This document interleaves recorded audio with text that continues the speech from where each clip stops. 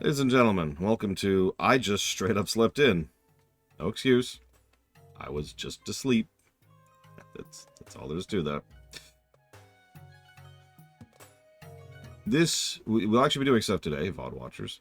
I noticed nobody commented on my comment last time, which might mean nobody's actually watching the VODs at this point.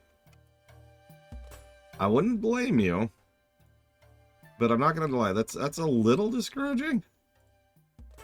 You know? But yes, this morning I was just sleeping in. Today we're going to try to do all sorts of stuff. We could actually finish today if the DLC didn't exist. And as tends to be the norm, I am actually quite curious if the DLC is going to lower or raise the score.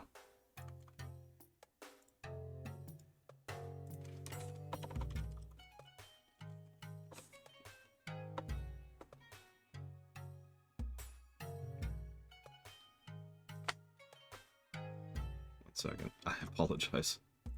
I apparently never uploaded yesterday's last VOD. Let's get that dealt with really quick.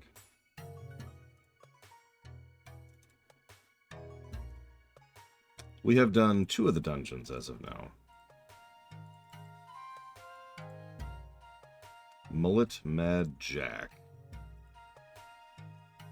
Raise eyebrow. Also, is that a real sub or a fake sub on Vulcanstein? If you happen to know. I also did the audit last night. The initial audit. There's actually technically 3 phases of auditing every time we finish a run, especially a run this big. Oh, this game. Yes, I am aware of this game.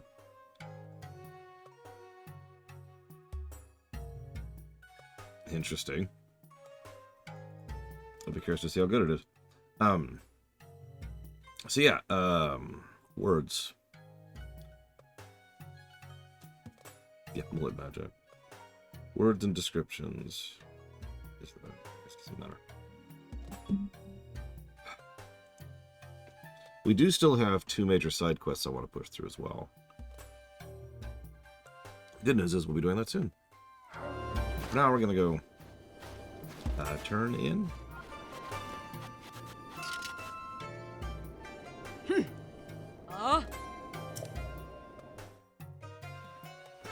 Okay.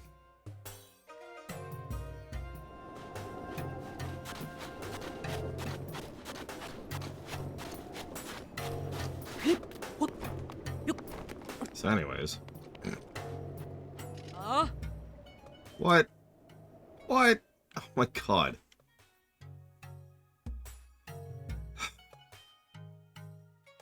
Okay. This game is just really bound and determined to be as irritating as possible.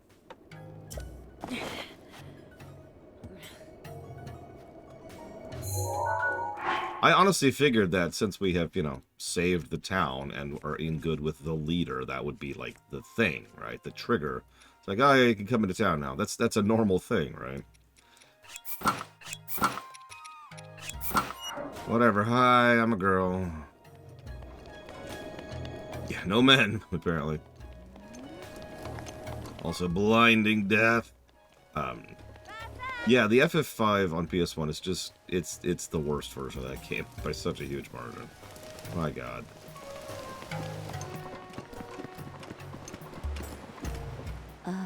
Oh, you're back. Yeah. I'm glad you're okay. Truly, I am. Yeah, please stop thirsting.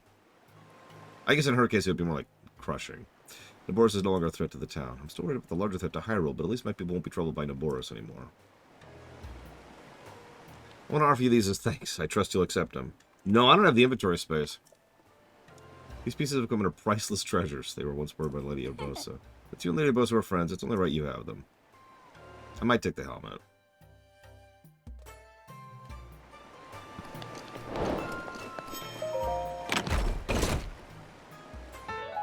Which is not that. Oh, I actually have inventory space right now. Holy crap.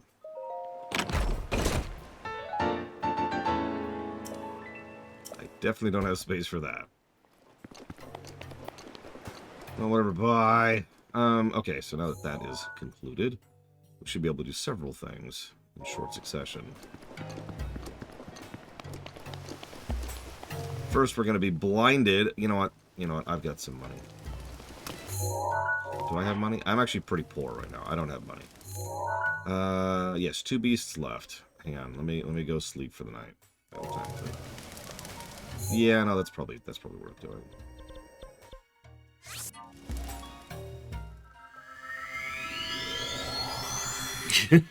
I mean, that's the other thing that's so stupid. Like, we've already complained about how the Master Sword is breakable. I legitimately think that the shrine rewards should also be unbreakable. I mean that. The bow, let's see, it's the bow, the sword we just got, the shield we just got, and I don't remember the other 2 things. I feel like there's a hammer in there. But anyways, those priceless artifacts should also be unbreakable. They don't have to be the best. In fact, it would actually probably be better if they are not the best in terms of raw stats. But they should be the reliable ones. They should be your fallbacks. Oh crap, everything else is broken. You know. Plus, you know, they're priceless artifacts and treasures of the people, so there's not really a lot of reason for them to have freaking durability. It also works as a nice reward for having, you know, done a major quest arc. Anyways, I want to have 2 discussions today. The first is about Nightwing. Thank you very, very much, Nightwing. Always appreciate you. I will put that down for things in a minute.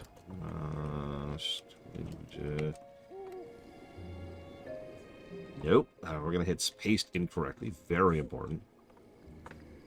I know, right? We bought this Omega bed. Very expensive. Cost tons of time and money and everything. And it just heals us. Sure game. Whatever.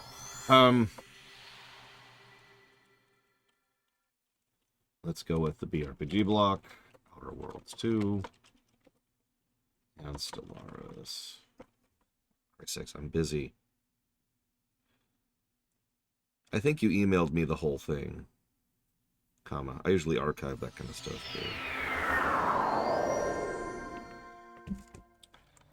too. Anyways. Whoops. So, Echt says, what would I say to the criticism that the bloom in the desert is because it's the desert, it's supposed to be blindingly bright? My first reaction would be, and I would immediately let that go, because I would absolutely presume that whoever was saying that was taking a lark, right? That they were just mocking. If they then were like, no, I'm being serious. The desert is blindingly bright. You shouldn't be able to see it. I'm like, oh, okay. You're an idiot. And if they then tried to come back with some kind of actual reasonable explanation or argument for that, I would finally explain to them this insane and alien concept that they have apparently never heard of called a video game. It's this brand new thing we just invented that allows people to enjoy something that is critically not realistic. And yet, actually, to be perfectly blunt, I grew up around Southern California, and I've been out to the desert many times. It absolutely does not look like what it did earlier. Obviously, I changed it to nighttime so we could all keep our eyeballs intact. Yeah, exactly. Intentionally annoying, still annoying. Now, can we do your frickin' thing? Yep. I'm ready.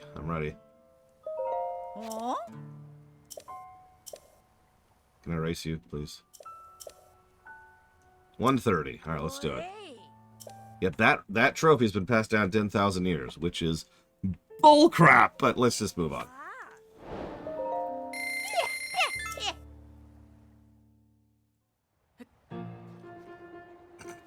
Thank you, Walker. I will take that as a positive thing.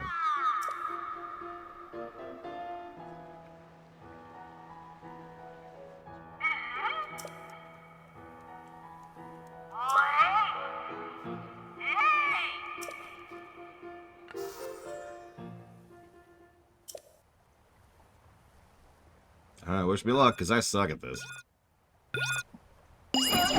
That's hilarious, Starcry. Although I kind of see why.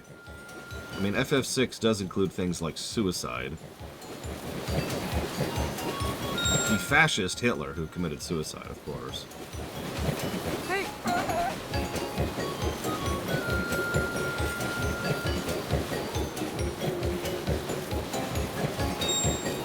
Oh, there's no need to defend the game. See, that's the really interesting thing about this game to me. This is a really good game that also just has a lot of really bonkers design decisions, right? Like, I feel like I'm failing at my overall point that I've been trying to make this entire time. Something can be good and bad at the same time, you know?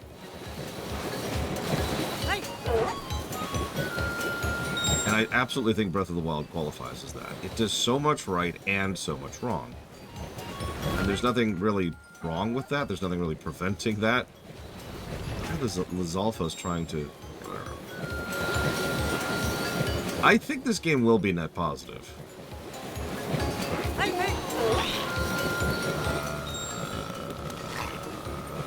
Straight, I guess? Even at nighttime, it's hard to see.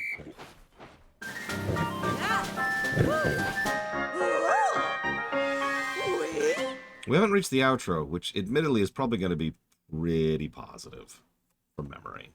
Hyrule Castle is Hyrule Castle. Yeah, the big question mark for me is the DLCs, because we have several DLC things to go through, and I don't know how that's going to line up. We'll see. Oh. Our past champions have passed down a legend about it for 10,000 years. Yeah, it'll give you access to a shrine.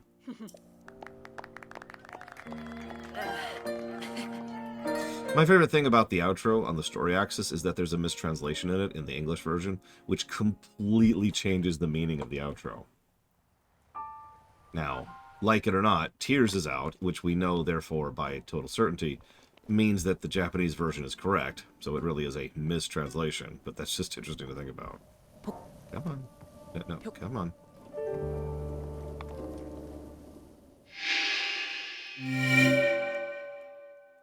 Now, FF9 being that high is weird, Darker. I mean, what's an FF9? Cutting your hair on camera?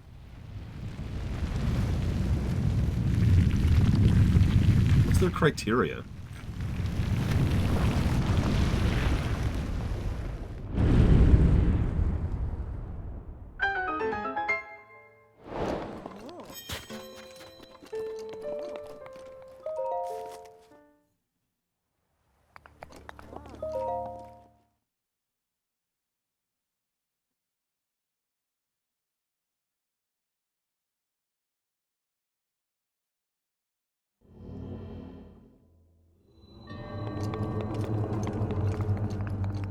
Probably a useless weapon.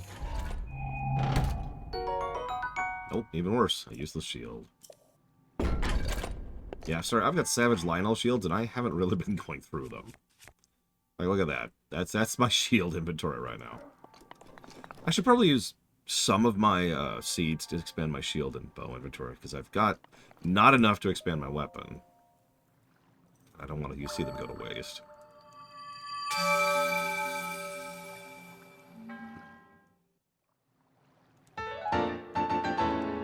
It does take a minute, literally, Chill Pangolin. Like, I beat the race, right? And I am still going through the process of being rewarded for beating the race. It's one of those seconds and minutes negatives. Did I start the script? I did not. Right, so, as I said, I did an audit. I don't know if the score just changed, but if it did, that's where it stands right now. What'd you spend it on, Ross?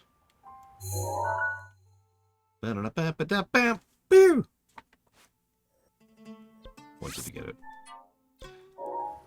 Okay, so now, a new vacuum. Ugh. The theme for today's stream is getting crap done.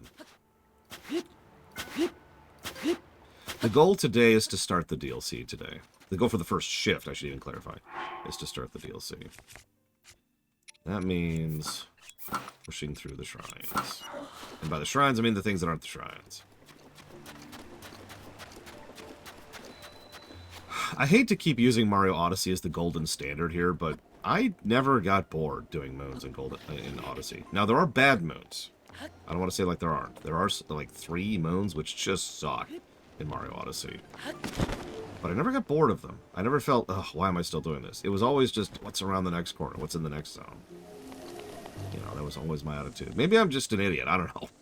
I got nothing. Does anyone know where this ice is so I don't have to look this up? I need the chunk of ice to carry out there. Oh, 100% act. I guarantee you that when the final golden number, the bar.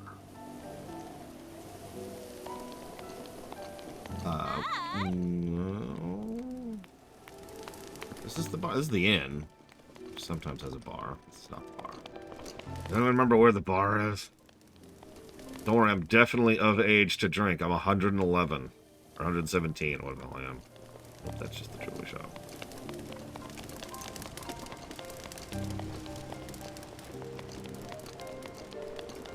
I guess I could read the sign. The Noble Canteen. That sounds good. Okay. Sorry, Assassin's Creed there for a second. You definitely took a little gold enough drink here. I'm over 100. You're a funny guy. When you're older, let's have a drink together. But I really am, technically. It's okay, yeah, I guess that doesn't actually work. You maybe? I'm engaged. I can't even be angry at that one. Aww. Finally got my hands on the password for you-know-where. Seriously? Wow, place is a little crazy, isn't it? Maybe, but I'm really interested. Anyway, the password is... Wait a second. You really think you wouldn't stand there listening to our conversation? So rude. This is a private conversation. Go away. Of course, of course.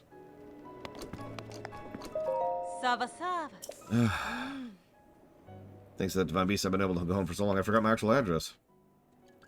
So now I'm drinking. Hey, this isn't a joke. Oh, yeah, you're drinking. Hey! Are those clothes sold at the Fashion Passion? I was thinking about buying some myself. How do they feel? Comfy? Are you, I don't know. Might you be a boy? You are. I knew it. That's impressive. You're getting in here without anyone noticing. Don't worry, I won't tell a soul. Just a little secret between us, Healy and Vi, right? Yeah, sure thing. Jules. Healy and Vi, huh? Can't tell how old you are, but this place is definitely not for young Vi. Drinks we make here are different from regular drinks. For one, they have a rare treat in them. Ice. Double pursuit?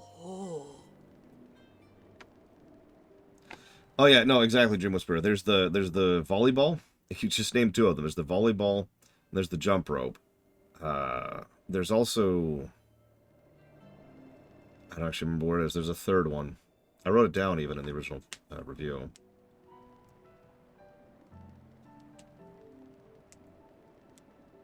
Was it I think it was the slow walk in the desert. And there's also the very, very, very, very, very last one, which can go directly to hell. I hate that. Anyways. A huge amount of ice and I'm fresh out. It's really a strong drink. I can make I wouldn't sell it to... Actually, it's not for me. What'd you say? Pokey's collapsed? I want to help her out, but I can't make you know what without ice. There's ice at the ice house, but my legs aren't... Should I get it for you? You serious? He'll get it? That'd be a huge help. Pokey's my best customer. Ice house is north of town. We need to get there while it's bright out. Of course. Carrying ice through the desert all the way to town. I can't let that stand. If you bring the ice to the entrance of the ruins between town and the ice house, I'll take it from there.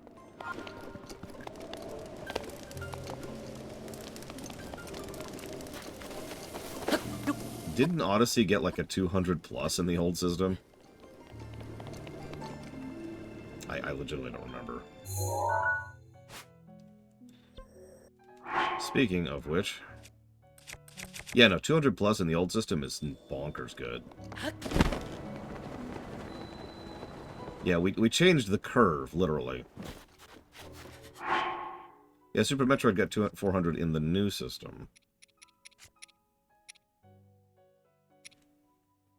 You have to understand, the math is literally different. The curve is completely different. You can't really compare the two. What am I doing? I am... this. And... probably staring at him. There we go.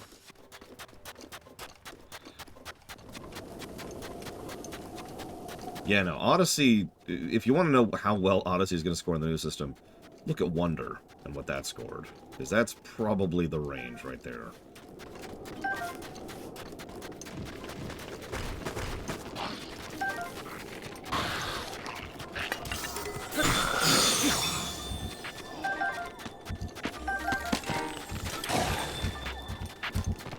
I mean, they never will, Darkrai. I mean, every moon probably isn't going to get a positive, but you have to understand a lot of moons are going to get individual positives. There's so much good creative stuff there.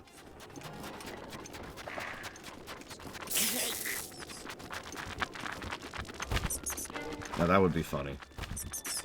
We're re-releasing Breath of the Wild on the Switch too, so it'll be called Breath of the Wild DX version. Now with a hot swap for gear. Option to turn durability off. New infinite inventory spaces. And I'm just sitting there going, what? And they'll announce that, like, in the June Direct, because that would be my luck.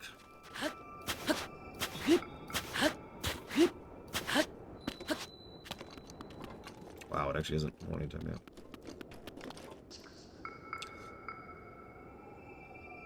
Okay. I mean, they've been calling these DX since Link's Awakening, so...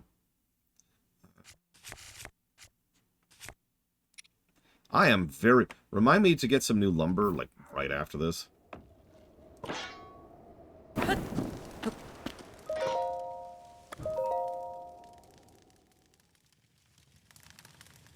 Because I am dry on lumber. Yeah, time to exercise Fee for a while.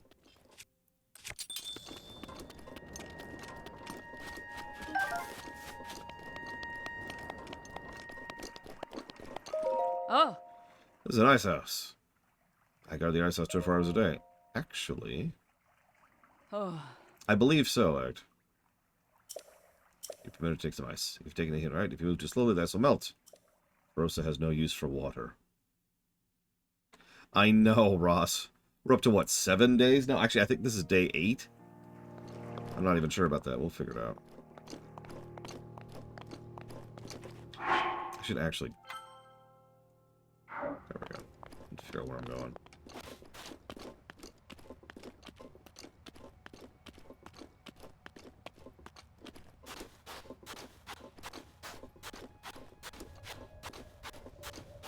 I actually have an ice weapon equipped.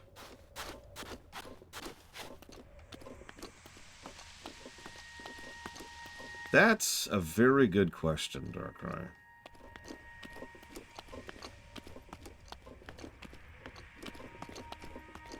And that's my answer to that right now.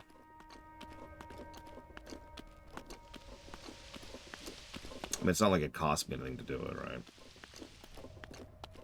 Now we gotta deal with enemies. The worst of all things.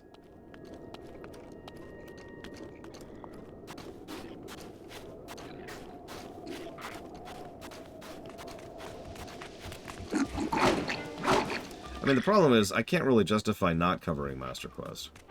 Would this be a good time to mention I've never done Zelda 1's Master Quest in my life? Because I've never felt the need or desire to, because Zelda 1 sucks.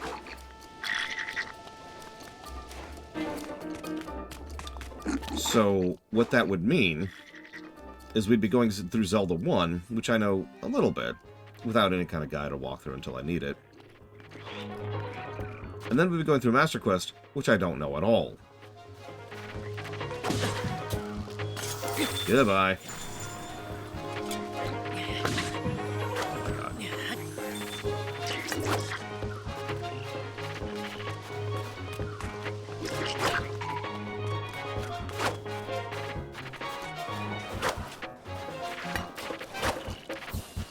Yeah, the intention is to be a second hard mode to the game. It was actually something that was semi-common back in the day. For a lot of different types of games. Working on it. Bringing a friend. You may or may not be able to tell. Well, whatever. I don't care who you are, as long as you got my ice.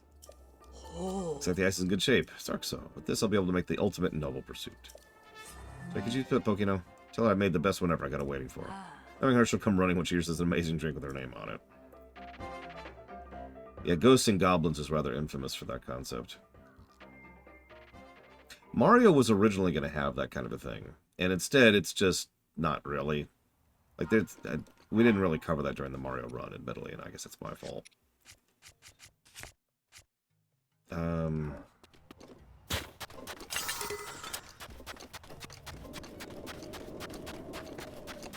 But Lost Levels had a thing like that baked into it, which we did cover.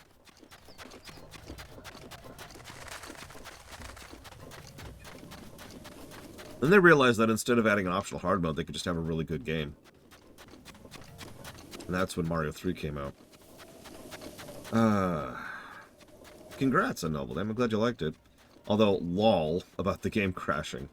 I feel you on that one. I was streaming Suikoden 2 once, and got to, like, the first major battle, and the game just straight crashed. And I'm like, okay, no problem. I saved beforehand, I always do. I got to the first battle and it crashed, and it turned out to be a 100% repeatable bug. I guess I could do this. Speed up slightly now that I'm going downhill. But then we'll be going uphill.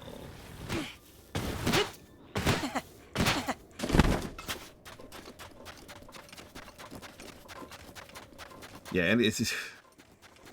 Look! This is what deserts actually look like in real life. Uh-huh.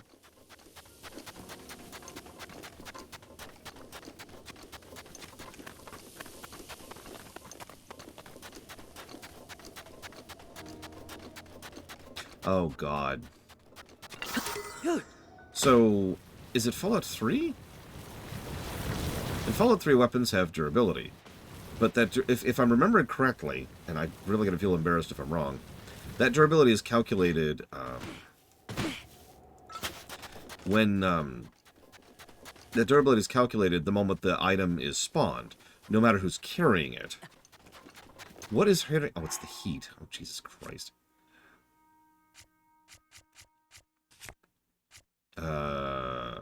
You.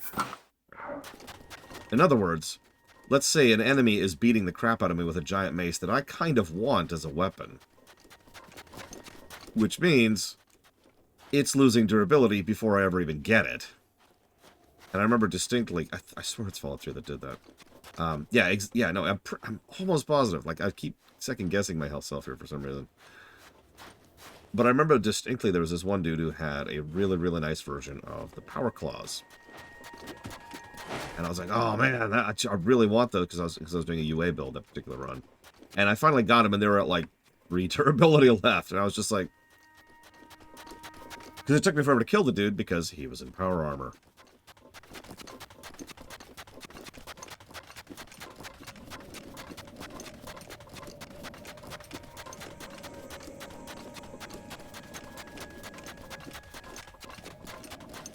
But yes, repairing is a much, much better feature in Fallout 3 than it is here. I don't know how repair works in New Vegas. I know they changed several under-the-hood things. Like they added set points for skill interactions, for example, which didn't exist in Fallout 3.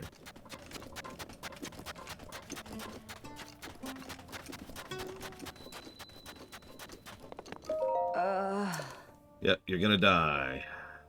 However... Could you get off the one thing I care about? Eh?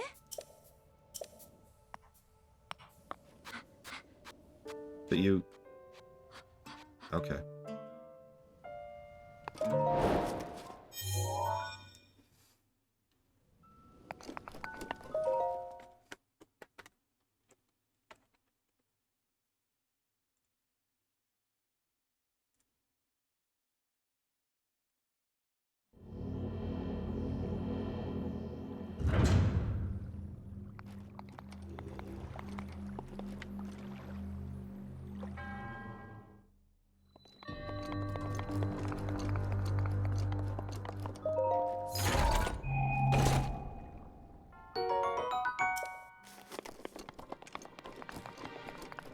Give me my thing.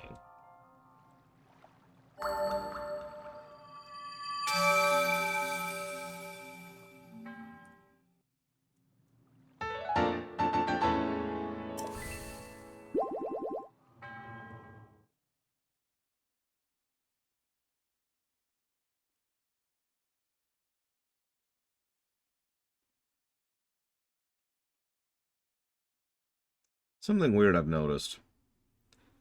Obviously, most people hold the controller something like this, but I've noticed when I'm using the Joy-Cons without meaning to, I actually hold them closer to this. The left one much more tilted and the right one much more vertical. I don't really have a good reason why. I think that's just the way my hands rest normally. Just another reason I like Joy-Cons over other controllers is that I can do that.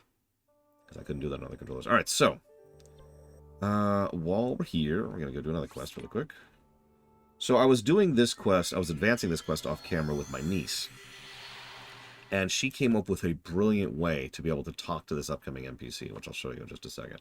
But I just want to stress this was her idea, not mine. I believe so, yes, our Spruce. I don't know if you could change it to the left. I don't even know if the left has gyro controls. I don't know.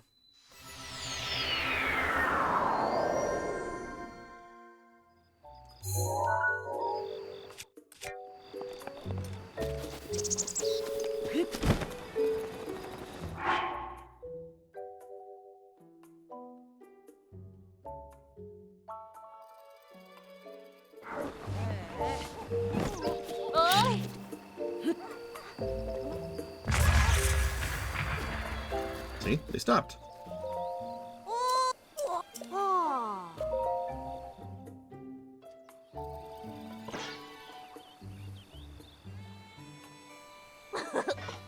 Looks strong. Thanks.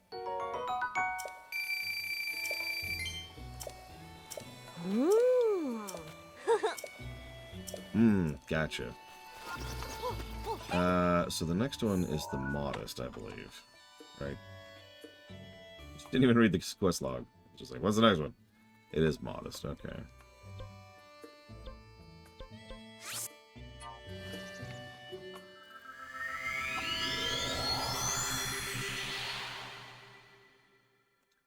I was just remembering the Switch announcement thing, where one of the biggest features they kept showing off is all the cool stuff the Joy-Cons could do. Like, it could feel like whether you were going up or down something. You remember the guy who was, like, milking? Or, like, the dudes who were doing... Oh, God, I can't remember what the hell they were doing. There's all kinds of gimmicky stuff that nothing ever has used ever. Except for, like, Mario Party.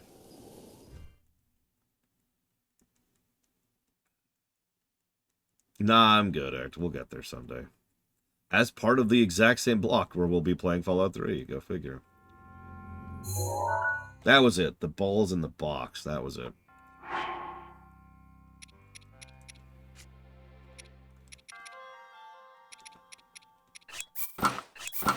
So I need to get lumber. I need to kill these things. Here, let's use this amazing relic weapon here.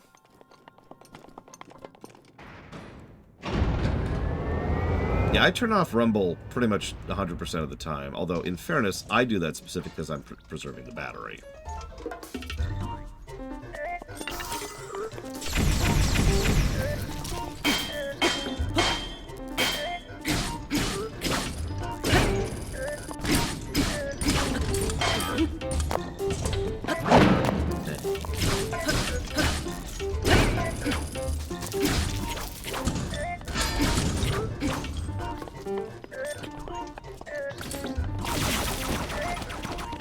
Listen, Ring Fit's cool and all, but I don't think anybody wants to watch me play that. Also, I highly recommend Ring Fit. It's actually a pretty good way to keep exercised. Like, if you don't have the availability to get out to a gym, it's probably as good as it's getting. And you can't afford your own equipment. I'm assuming anybody listening to me can't afford their own equipment.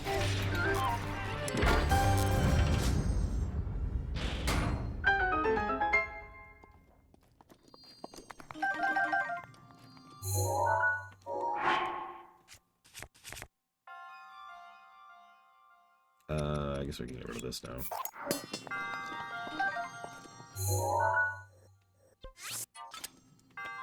How long did I do the refit for? So you know how after you beat the game, you get to unlock a second harder mode of the game? Yeah, I did that too. I admittedly stopped doing the ring fit, but actually not because I wanted to. The original reason is because I ran out of time. I just had so little time in my life to keep up with everything. So I didn't have time to exercise. But then, now that we're on the dynamic system, I thought about bringing it back up again. The thing preventing me now is literal space. Especially considering I'm, you know, about a month and a half from moving.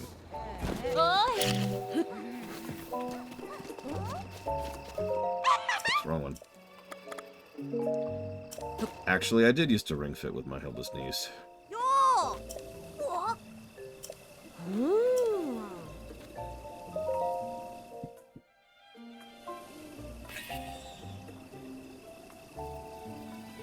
Yeah, that's an interesting question.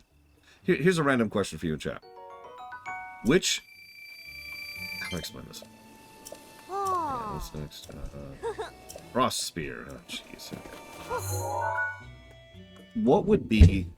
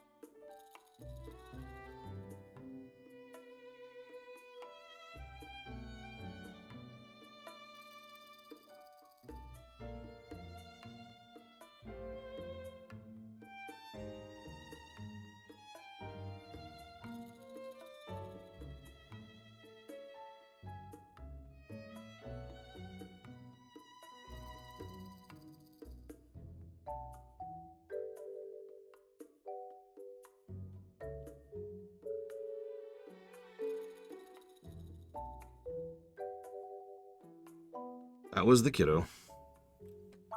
She's fine.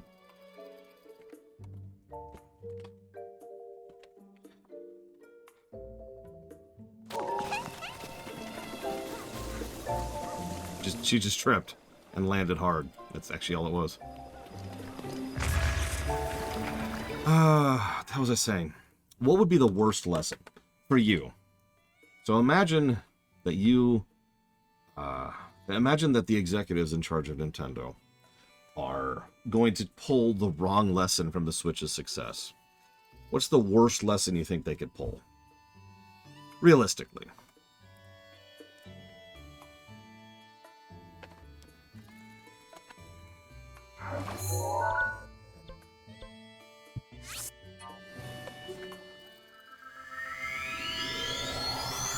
Motion controls. I mean, arguably we're already there.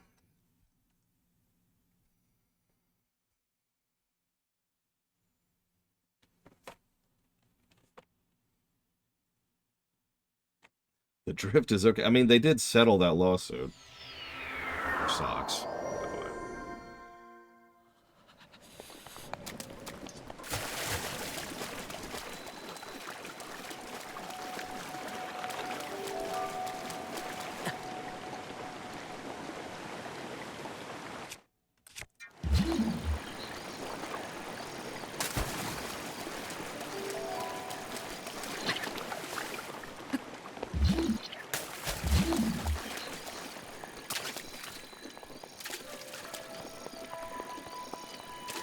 I know that several people are bringing up the technology. It's interesting. See, I was leaning towards something more like what Rax just mentioned. Where is this stupid chest?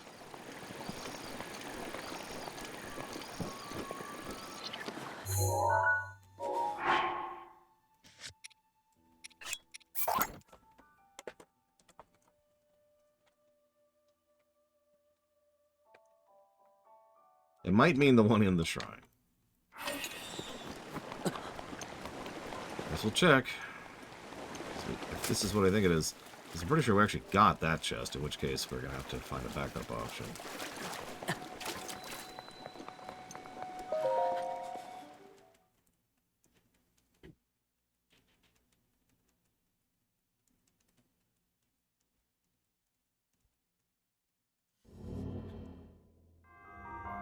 Yep. Backup option.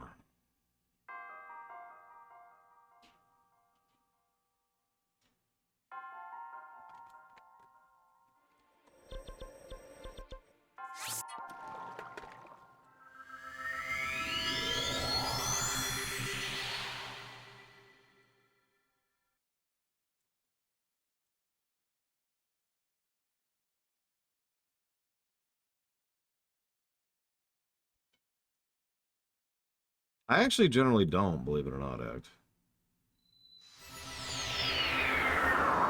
As much as I emulate pretty much everything when it comes to these kind of things, for obvious reasons, the fact of the matter is, I don't really...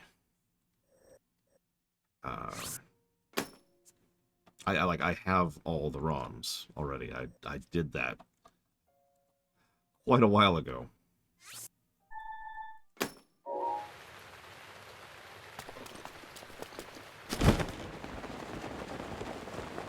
Yeah, exactly, Rex.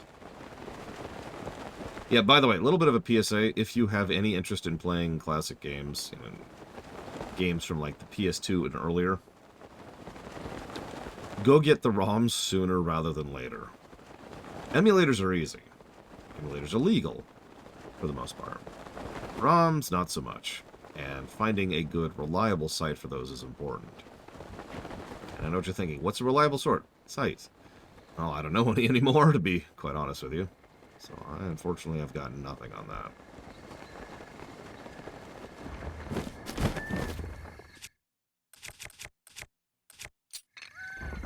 Okay, I lied. I know of one that's still going, but it's been flying under the radar for years at this point. I'd like that to keep being a thing.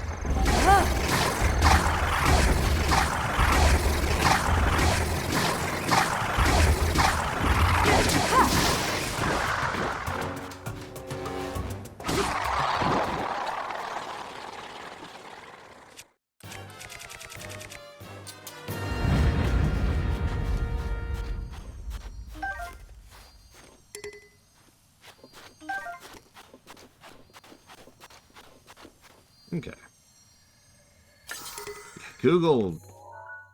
Google searching is actually bad these days. Like, legitimately bad. Probably because it's not intended to be a search engine anymore. It's intended to be an ad profiler, excuse me.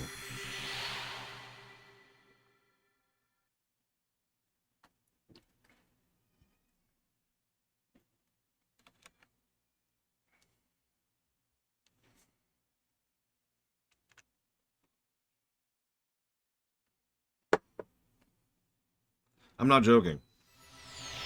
Even a year ago, there was a report done on exactly how much work and effort that Google puts into keeping you on Google. Ensuring that you stay on Google sites or Google search engine or Google whatever, in order to, of course, keep you seeing all of their ads, which is, you know, totally how they make their money. Wink.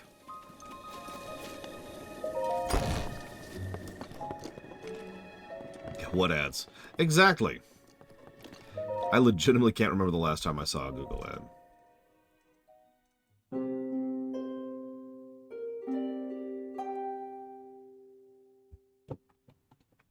They also really want you to stay on platform, because that way they can use you to generate. So I mentioned the profiling. So there's two things that Google is most interested in. This is not presumption. This is not speculation. This is the two pillars of Google's financial empire. One is ads, the other is profiling. They want to generate as much information about you as they possibly can. That information is something that other people will spend money for, usually as a bundle. And that means the kind of things you search for, the kind of things that people who are searching for the things you're searching for search for, and so forth and so on. Now you're probably thinking, oh my god, they're stealing my credit card. That's not what I mean at all. Even if you're completely not logged in, even if you're masking your IP, and even if you are somehow magically in China, none of that actually prevents them from doing anything that I'm talking about. Because let us presume for a moment that you pull onto ad and you search for watermelons. And as you're searching for watermelons, Google wants you to stay on Google. So, sure, there'll be a couple of links, but then there'll be a couple, mostly it'll be like, hey, here's some watermelon stuff on sites that we actually are interested in, or sites that we already have a controlling investment, or sites that are actually hosted on our own servers. And then, have you ever seen that people who search for watermelons also search for this kind of a thing? And they keep track if you click those. And that keeps you on Google, which means they can keep tracking what kind of things you're clicking on. So even if you are somehow magically a completely invisible bot who has no information about you whatsoever, it's still tracking your info by virtue of what you're doing. That's the biggest thing that's important to them when it comes to profiling. People who look for this also look for this, also click on this site. And they'll sell that information. Hey, this site, you know, people looking for this and this look for you. And you know who else looks for this? This group over here who also searches for this. I'll sell you that info.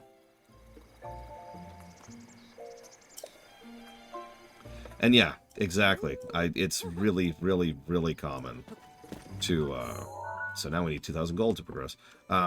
It's really, really common for, like, the first result of just about any search to be either sponsored or literally, like, a purchase thing. Here, I'll do it right now. We'll search for watermelon. So the first result I get is some weird stuff. We've got YouTube. Yep, that tracks. First result, by the way, first result is something on YouTube, keeping you on Google. Then we've got something from Healthline, something from WebMD, and then 4 links that have completely to do with staying on Google. We've also got a little bit of an about result on the right here, all of which is keeping you on Google. Then we have the same link again, then the Wikipedia page. Then it starts getting into, let's call it what it is, actual results. A lot of recipes, too. I've noticed that. When you search for food, you almost always get recipes. Like watermelon mint salad. That sounds terrible. Anyways. And yes, our devices are absolutely listening to us, 100%. I cannot tell you. I have non-anecdotal information. I have done tests where I will be texting something about something just to text. Like into Discord or into Instant Messenger or whatever. And then a little bit later, I will go ahead and just pop onto like some kind of place where ads are being shown, and lo and behold, even when not connected to the internet, you're funny, Zara. Did you know there's such a thing as not being connected to the internet? Anyways, remember that. Yeah, their immediate result is almost always AI generated. I actually commented on that very recently. I'm going to repeat this story because it deserves to be repeated. I was looking up for a reason why one of the members of a D&D fun group I have followed, which is, I can't think of the freaking name of, Acquisitions Incorporated. I was looking up why one of the players hadn't been showing up lately, just making sure everything was fine with her. And the first result was talking about sexual abuse allegations on behalf of the GM towards her.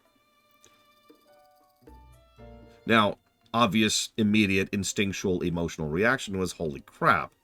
But about a millisecond later, my brain kicked in and was like, wait, that makes absolutely no sense on every level. And then I scrolled down a little bit. The results page I had gotten was 5 AI-generated answers to my question. All of which were wrong, by the way. And all of which followed the same template, which is part of what kicked me off here. Now, I want to stress that, in case you didn't really catch that. I did a Google search with a question. You know, what happened to what's-her-face? And one of the first results I got was to pump that question into an AI generator and then link me the results of that AI generation.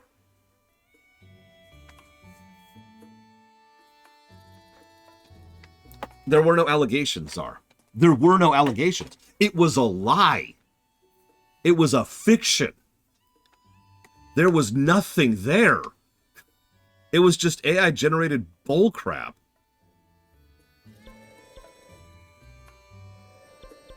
What am I looking for? Lumber. Lumber. Yeah, no, that's disgusting. That's actually disgusting. And I keep repeating that story because how many people do you think would have believed that nonsense? Actually, I got a much scarier question. How many people do you think do believe that nonsense? How many people do you think automatically see that and I'm like, oh my god, no, and believe whatever drivel that it's coming up with? Hang on. It actually gets worse, if you could believe it. Because here's the deal. We as a human species, which I totally am a part of, we have this thing where we tend to gravitate towards negativity. Now, there's a lot of psychological and survivalist reasons for that, which I don't want to get into right now. The point is, if you are browsing a newspaper and you happen to see something that says, you know, child killed in accident, it's the kind of thing that is designed, for lack of a better way to put it, to draw your attention, to grab your eyes. Because you'll look at that and be like, oh my god. And yeah, there's reasons for that, but that kind of negativity grabs the eye immediately. The reason this is relevant is because that's how a lot of this generation stuff works. It's not, this is going to sound so contrary, it's not the negativity that matters, it's the fact that we click it. Because remember, those algorithms are tracking who clicks what, and whatever gets the most clicks gets the repeat. That's the thing that they didn't then push. If they generate 15 stories and the negative one happens to get more clicks than anything else, then they're going to generate 15 stories that are negative. And yeah, this is nothing new, but the process has been accelerating a little bit. I say without hyperbole, I am legitimately scared for a world in which AI-generated news media exists, because that's where we already are now. Currently. Again, I googled a simple question and got something that looked surprisingly like an actual news site, which was a complete lie.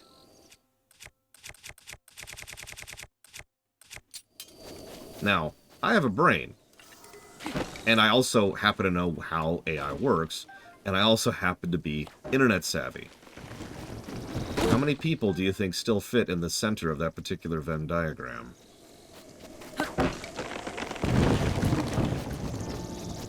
That's the part that worries me. I often think about the generation above me, you know? The generation who didn't grow up with the internet. Because we have that kind of buffer. My generation, and honestly probably a generation down from me too, have that buffer of never believe anything on the internet, right? Like, that's rule one. Is if it's on the internet, the automatic initial presumption is that it's a lie. Because we dealt with that. We grew up with that. So we have a little bit more healthy skepticism when it comes to that kind of things. Yeah, exactly. Trust but verify. It's like, yeah, okay. But yeah, exactly. Like, there's and then there's, and I'm not trying to say my generation is the greatest generation or any stupid things like that, but I do think that because so many people in my age range grew up in the early days of the internet, we have that extra buffer, that extra mental buffer of, hold on a second.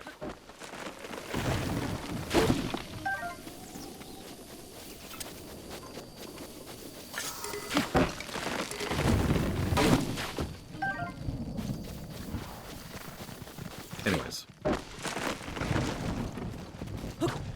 I think so, Dakota. I tried earlier. Hey, I just broke a priceless artifact of the Gerudo. Chopping trees.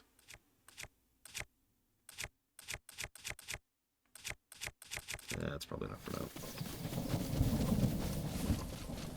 Yeah, I don't want to call out specifics, but let's just say someone I know personally was recently getting fear-mongered about how people were going to try and steal all of his stuff. And I had to actually sit down and explain to him the boring reality of what I actually just explained to you about how tracking your info actually works. And how that kind of a problem actually propagates rather than just being, you know, them stealing credit cards and bank information. Don't mistake me. People are trying to steal your credit card all the time, but usually those people are physically at the gas station.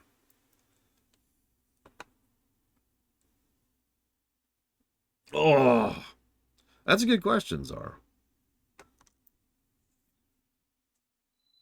That would be the generation in between me and the generation up, because it's like a halfsies thing. Or fishing, yeah.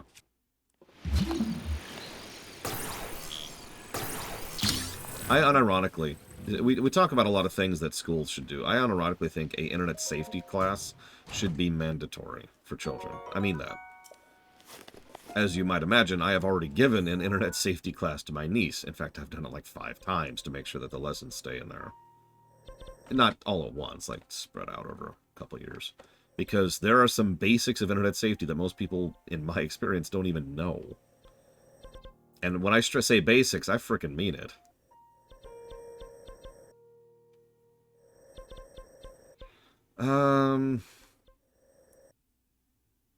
Let's do it. We've been holding off on it for a while. Let's do it.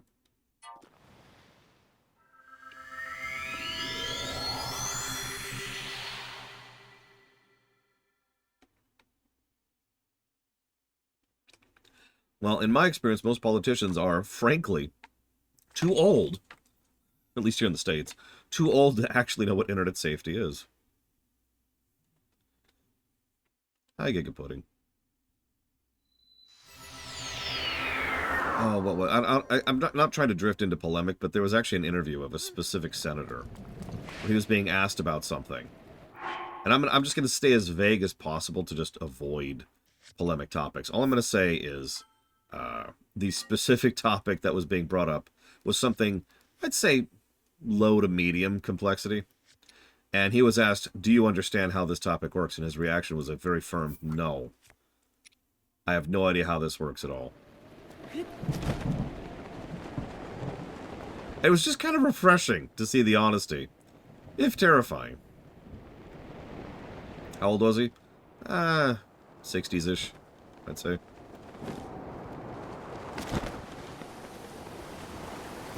Which sadly is starting to get to be on the low end.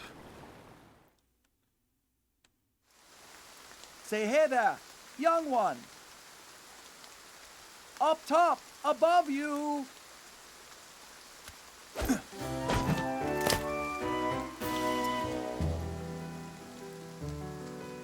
Have sex with me. I mean, hi. Pardon the entrance, but you're a Hylian, aren't you? I was hoping perhaps you'd have a moment to talk. Although with teeth like that... A Hylian, yes, I knew it. Pardon me. I am Sidon, Zora Prince. And what is your name? Go on, please tell me. Link. Your name is Link? What a fantastic name. Well, I can actually feel like I've heard it somewhere before. Anyways, it's a strong name. To be honest, I've been watching you. I've seen the way you work. I can tell by how you carry yourself you are no ordinary person. Link, you must be a strong warrior amongst the Hylians, correct? Yeah. Just as I suspected. I am a Zora Prince, after all. I have an eye for talent that is unparalleled. Yes, exquisite. I've been searching for someone like you for a long time. A man like you, Link, who carries himself with power. Right now, Zora's domain is in grave danger because of the massive rainfall coming from Varuta. Please, promise you will help us. We need your strength, warrior. Won't you please come to the domain? Yeah, sure. Oh, really? Oh, thank you, Link. You are indeed the man I thought you were. Sure, Pillars of Snow. As long as it's not porn. Because of the rain, the cliffs are too wet to climb. Yeah. By the way, don't give up. I believe in you. Oh, that's right. I have something I'd like to give you. It's just a small trinket to show I have faith in you. It's a drink that increases your resistance to electricity. I'm not sure why, but its effects don't work for Zora. Maybe because it was specifically made for Hylians. It should work wonders for you, though. Go on. I'm going to get ahead of you. Bye. So earlier when I was sweeping the shrines off camera, I actually did enter Zora's domain because I was looking for something specific. If you're wondering, the route I used was I went from the Akala Tower straight across and then up. Now, you're probably thinking, how did you manage that? I got really lucky because I managed to be about 10 feet below the surface, or below the top, right about when the rain started. And so the rain in this game takes a moment to start and then takes a moment to stop. So I had a good 5 or 6 seconds to get to the top before the rain actually started, and then I could make the rest of it on what was left of my stamina. It was very close. Now you're probably thinking, yeah, bragging. Well, no. That was unintentional. I forgot where I was, and I was just like, oh god, oh god, oh god.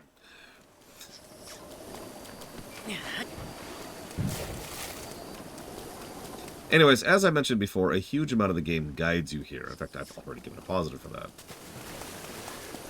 You're very much supposed to go to the Kakariko town area first, and then almost everything there guides you north, up towards this area. And as I pointed out, pretty much no matter how you enter this region, A, it's always raining, so your options for maneuverability are temporarily locked down. So, B, you're only likely to come in at a certain point of certain few points, which C, all tell you to go to the bridge I just went to. And when I say tell you to go to the bridge, I mean they'll be straight up like, hey, go over there, Prince Sidon is waiting. And the camera will be like, and it's over there.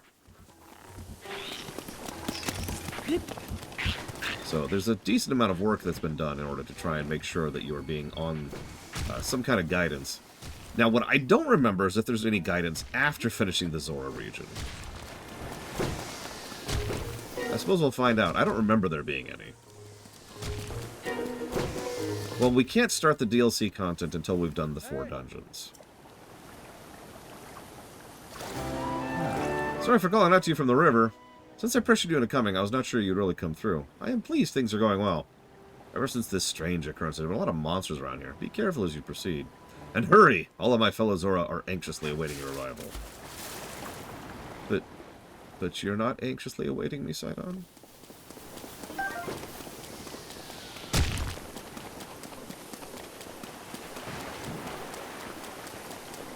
Yes. In this game, most of the female characters are either thirsty, crushing, or simping for Link. I'm pretty sure it's straight up a running gag at this point. Like, I stopped counting after 20.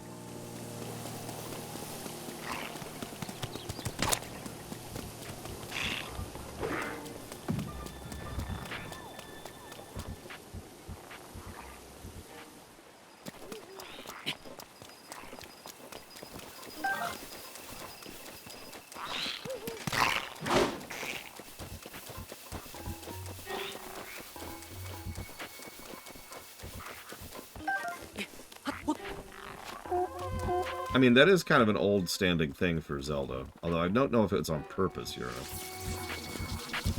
It's nice having all this stamina and super armor, isn't it?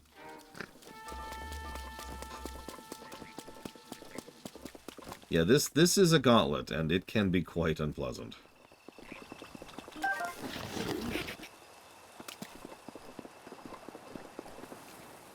Oh! Hey, over here! Also remember that it's a thunderstorm for several sections of this, so, you know, no metal weapons either. Sorry for calling from so far away. The domain's a way off, but you're making good progress. I should be along soon myself. I won't be much longer. In the meantime, I'll be cheering you from the river. So hang in there. You can do it. Stay strong. I think that's the fact that this is a gauntlet is part of why Sidon pops up periodically to cheer you on, literally.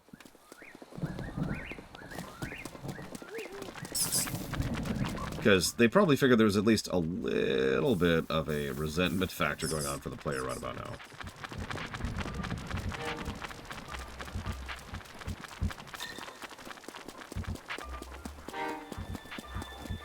Yeah, honestly, this is a bit of a barrier. In fact, what I'm reminded of, and I am going to give this a negative, by the way. What I'm reminded of is that asshole in Elden Ring. I don't remember his name, but everything in Elden Ring guides you to this asshole who is way, way beyond your weight class when you first interact with him. And the point, as everyone defends Elden Ring will say, is to tell you to go do everything else first. I disagreed with that. We actually had a lengthy discussion about that, and the end result was that I still disagree with that. That is a negative. If you're going to guide the player into one spot and then beat their face in, screw you. That's hostile game design. And you can see how that applies here, because it's relatively possible, in fact easy, to get to the point I'm at with 3 hearts, no upgrades to stamina, and no real armor to speak of other than the basic stuff you got in Kakariko. Like, that's not hard to do. It's actually relatively simple to accomplish that, because again, it guides you here first off, because this is the first dungeon they want you to do. And then you go through that freaking, yeah, exactly, Dark Rats. And then they go through that freaking gauntlet I just went through. Almost halfway to Zora's domain. Oh, by the way, there's a few spots I have with lots of enemies, but I'm sure it'll be fine. I believe in you. Now, I do think there's a couple things they could have done to mitigate this. They do give you the potion, which is nice, but that doesn't help with the damage. And you certainly don't have the stamina to be running through here like I did. The rain, I'm actually fine with, as weird as it sounds. it's designed to deliberately restrict your movement for this one section. And just like an Eventide, if you're going to have a specially crafted area designed around limiting you, sure. But I was about to say, Tequetta got there first, of course, what they really should have probably done is given you Sidon as a straight-up companion for this initial run. Giving you a little bit of a buffer, right? Someone who can heal you and or someone who can fight stuff with you in order to assist in getting through this section. I mean, first of all, then we get to fight with Sidon, which is awesome. But second of all, again, it would be that extra little buffer state for the player to help them get through if they are super undergeared, which, again, it's pretty easy to do at this point. Oh, I guess I'll do this thing. Which one's this one? History of the Zora Domain, Part 1. The rains have blessed Linarius since ancient times with an abundance of pure, clean water. Seeking a bounty of such water, the Zora gathered here. Such as the legends go, the domain was born 10,000 years ago. Land was rich in ore, and so a unique form of stone masonry was developed to create a new home. The domain is one giant sculpture, a feat of architecture that's drawn admirers from the world over. Our great domain will ever stand as a hallmark of the esteemed artist who made it, an eternal symbol of Zora pride.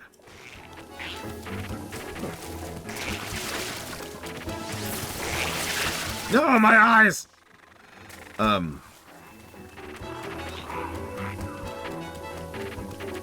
To be clear, and this is so true with a lot of Breath of the Wild, I think this is like one step away from being a cool section. And yeah, if Sidon was with us, or even if like having party AI is too hard for them, which is possible, maybe do a thing where Sidon is like swimming alongside us in the river, and periodically it'll check. It's like, oh crap, Link's having issue. Fling, and then he just flings hearts at us. They've done that in previous Zelda games. They've done a mechanic almost exactly like that. So that's got to be within bounds, right? Hey! Link, look below, down here. Hey! Still pretty far off, my friend, but I was sure you'd be passing over this bridge, so I've been waiting for you. You'll be in Zora's domain before you know it. In fact, I'm gonna head that way too. I'll meet you there. Oh, Link, beware, warrior. A monster approaches from behind you. Can I help you with that monster? No? Okay. Or actually, yeah, that's a good idea too, Frieza, because we know this game... Let's talk code for a second. We know this game has the ability to spawn an effect on an object, a mob, an enemy object. That happens every time lightning hits someone. There's no actual thunder crash which hits down, which then targets the mob. The lightning is spawned on the mob, right? The reason this is relevant is because you could have a thing where, during this gauntlet, Sidon is down there helping us out with magic or arrows or whatever the hell else. And because of that perfect targeting I just mentioned, you could have his attacks spawn on the enemies, making it look like he's shooting them, but actually he's just perfectly hitting them as they're getting to us. So there's something that would probably be easier to implement than my previous idea.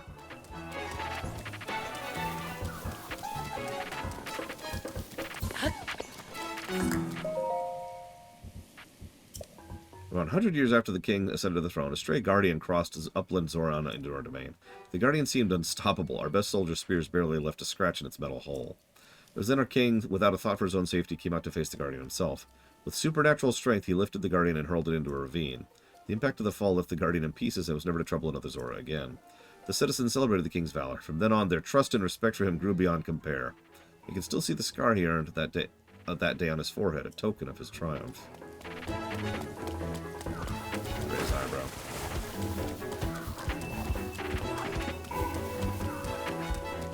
I'm actually not familiar with the timescale of Tolkien off the top of my head, Dark Prime, believe it or not. Anyways, point off, rant off, moving on. What's that? Yeah. Rather, is this guy still following me? Dude, do you have nothing better to do? Look, I'm gonna level with you, okay? Okay, you see that? That didn't actually do any real damage to me, okay? Okay, I know you don't understand that. So now you're dead. Alright, so anyways. As I was saying.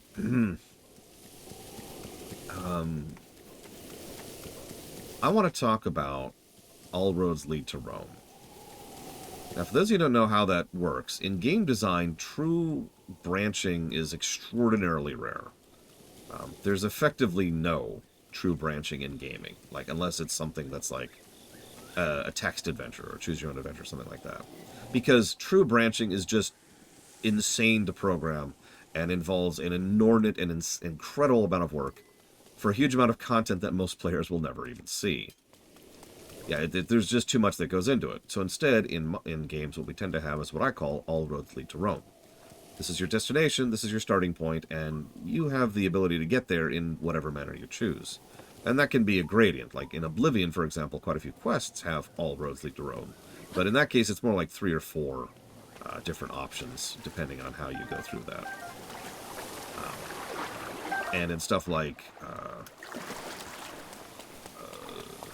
Mega Man is actually arguably a good example of this. You're always going to get to Wily 1, but the path you take through the first 8 stages is up to you. Stuff like that, right? First and foremost, thank you, Deckfish. Always appreciate if you give me a moment. I will Alt-Tab, write that down. The reason I bring this up is All Roads Lead to Rome is something I generally consider to be good game design, at least if it's done well. Signalis, BRPG block, and Dead Rising 1. You got it. Thank you. This game definitely has it.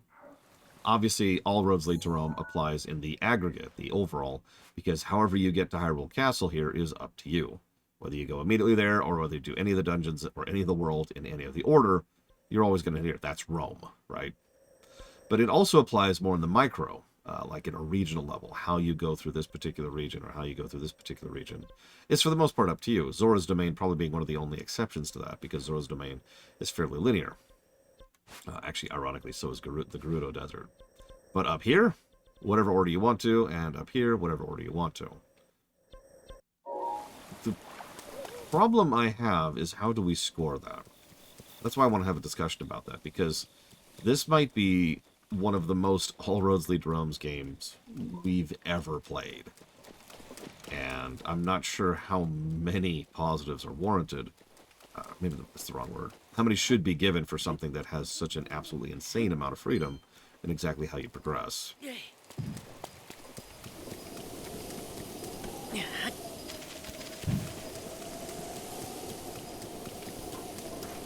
Also, I do like the extra glowing rocks they have in there to add to the visual appeal. Dakota says none. Okay. Do you have a reason for that?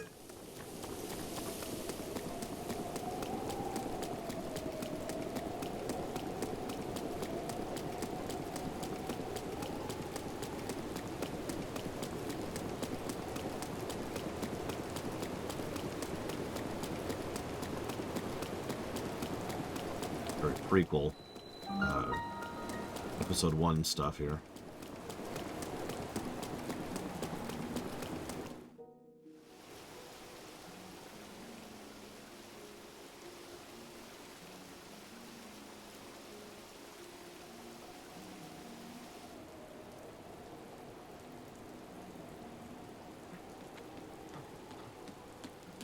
Huh?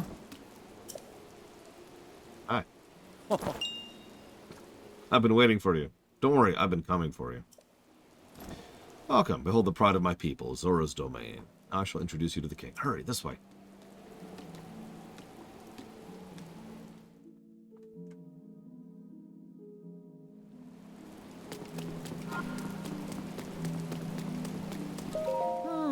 Hillian, huh? I believe it's our first meeting. My name's Dunma. You're female, right? Ah! How observant you are. Is there a problem? How old are you? Not an appropriate question to ask a lady you just met. Just say I'm less than 100 years old, can't you tell? So much less formal than the others, aren't I? At any rate, right now the Zora's Domain is looking for a Hylian warrior. For more information, please go speak to the king, in case you haven't met with Sidon yet. Master Link. Is it you? It's me. Riven. We used to swim together when I was but a child. Remember? Sounds familiar. Well, it has been 100 years. Now I'm over 130. I must say, you've aged well for a Hylian. Unbelievably well. Now that I think about it, shouldn't you be dead? Sorry, that may be too personal a question. Oh, there.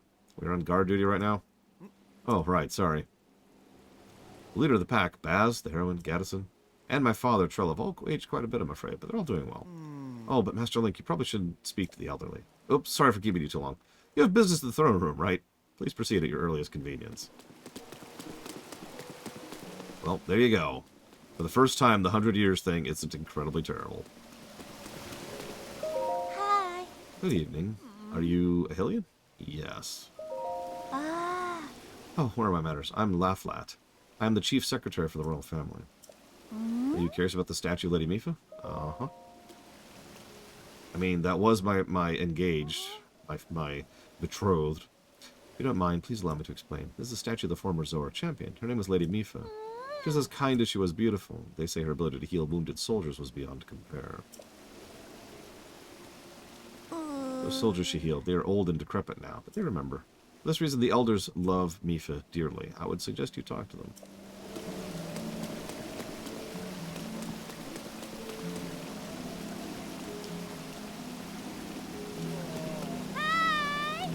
Mifa. Act. We all know the correct answer is Midna, but I'll take Mifa. Yeah. I mean, not I will take Mifa. He will take Mifa. Welcome to Miramar. Sorry. Ooh.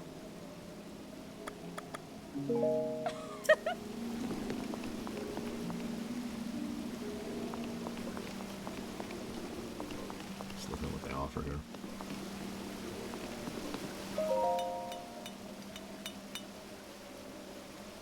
Mooey. Oh, that's it. We're not at that game yet. So the Hylian who stole Lady Mifa away thinks he can just come wandering in like nothing happened.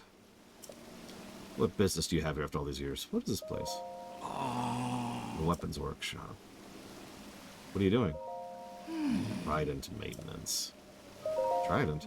The light scale trident and ceremonial trident. You've been making a racket since you walked in here. There's no point in coming here if you do not possess the light scale trident. Leave now. Okay, jeez. You. Hey, you're a Hylian, aren't you? No, Samurai Jack. You're a Hylian.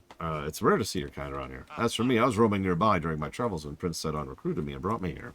It's because I can touch shock arrows, but I also weigh a lot. No way I'll be able to carry you on my back. That's what Prince Sidon said to me. It's kind of rude of him, wasn't it? A little bit, yeah, a little bit. So to explain more thoroughly, now that I'm not in the middle of a conversation, Samurai Jack, there's two big problems with Lore Week. So first and foremost,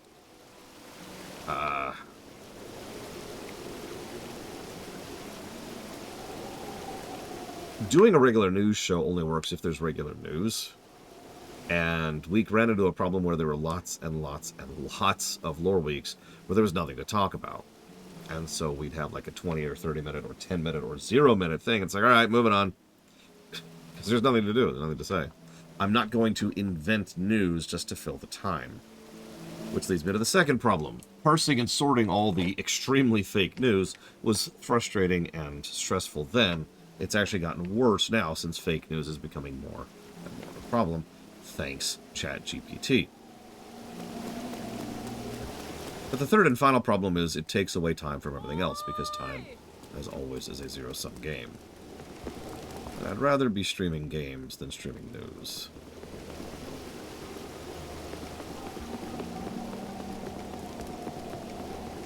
Yeah, I know, it's wild, Blade Travel. I don't know what's wrong with me.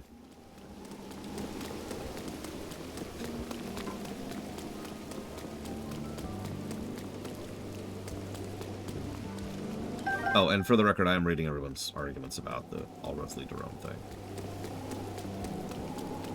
Sorry, I wasn't verbally responding. These people were typing.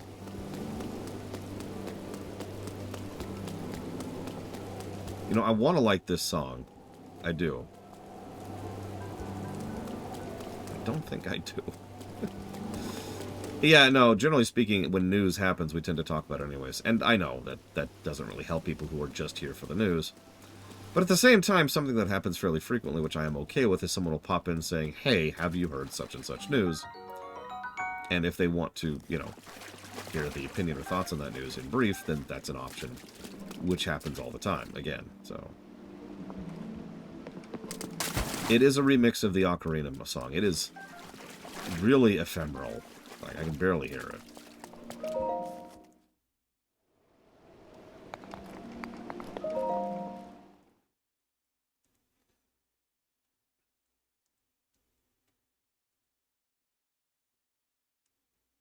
And no, I have not, Act.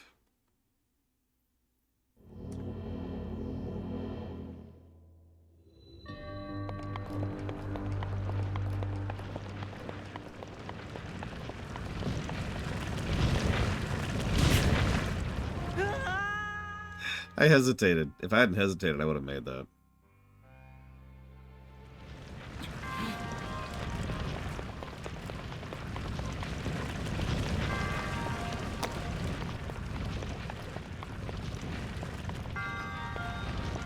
Good morning, Linerith. Hopefully you're doing as well as you can be.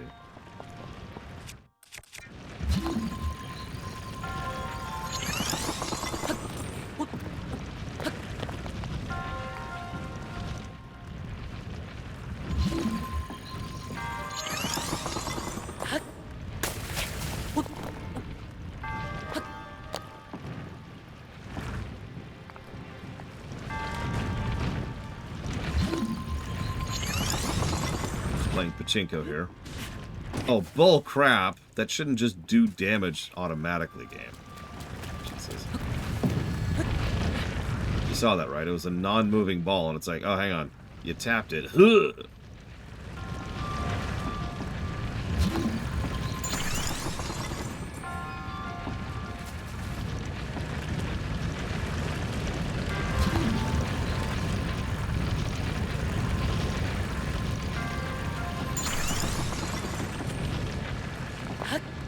Yes, we took fall damage.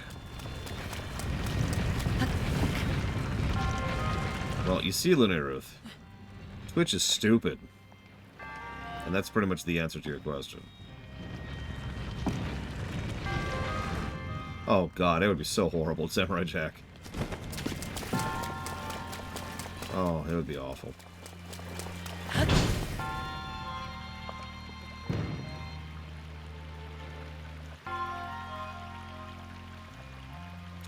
I mean, my plan worked. They're all, like, locked right there. Now we've really got to play pachinko, though.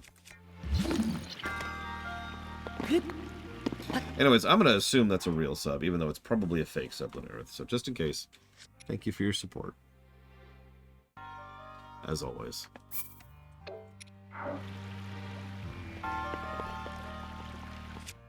I mean, those tend to be randomized, Lunar. At least I think that's an option, where you can just randomly give a sub to anyone. I just hate to let the balls go. Actually, you know what? No.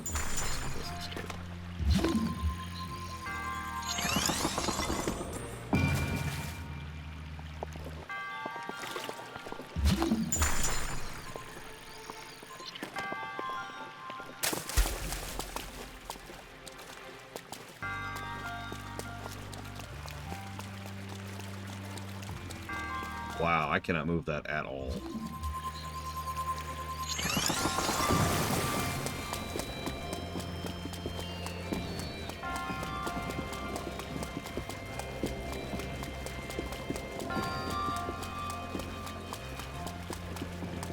Remember, kids, don't auto-pay. Not even to me. No! I couldn't aim the damn thing. Now I gotta start over. I'm almost positive at least some of my patronage, Patreons, are only supporters because they forgot that they left that on.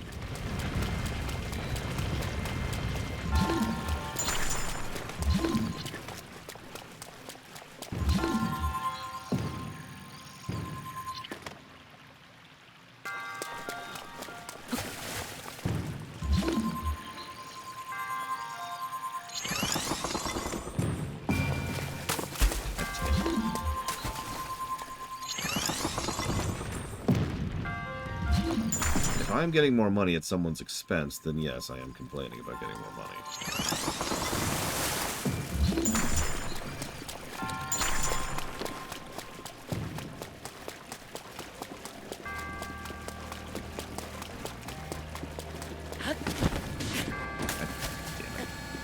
Well, now I'm just going to roll for a minute. Link?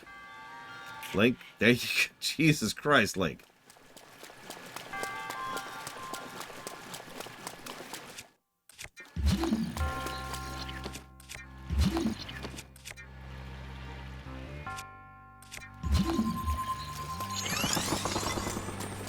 Is there a thing to track subs?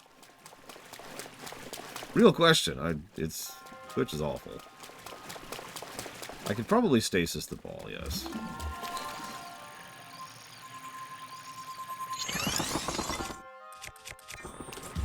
Yep.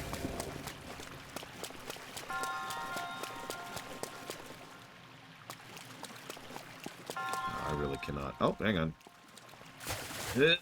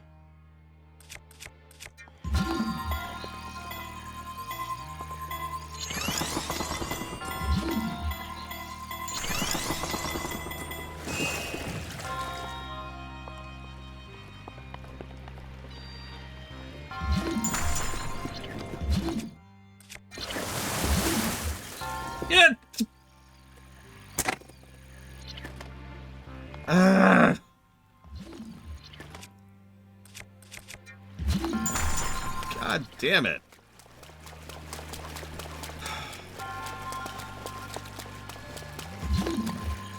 Go away.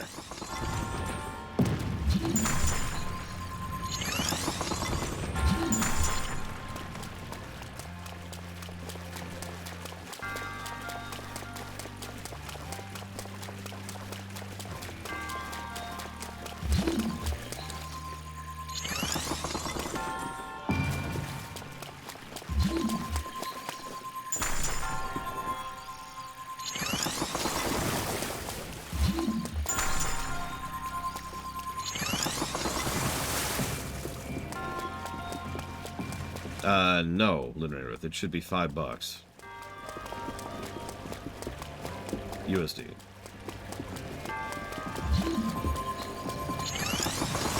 Not even close to what I wanted to do.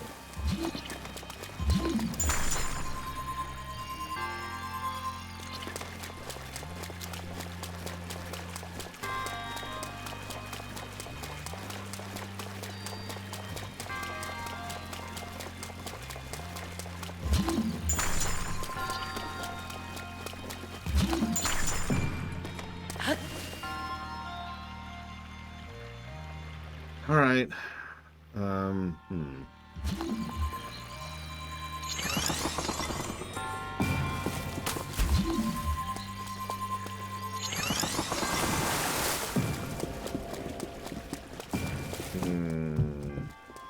So I don't remember Darksiders 2 particularly well, so I'm going to default on that immediately.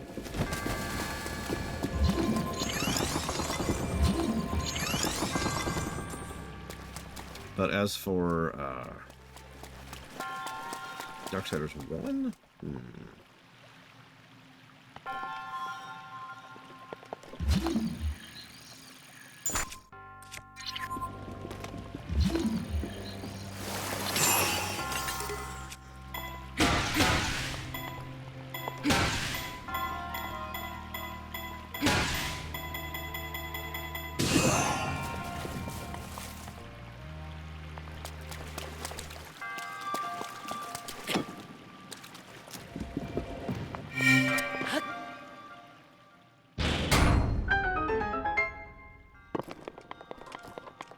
I only have vague memories of the subway, so I'm going to say something in the subway, Zora. Because I don't remember any specific puzzles there.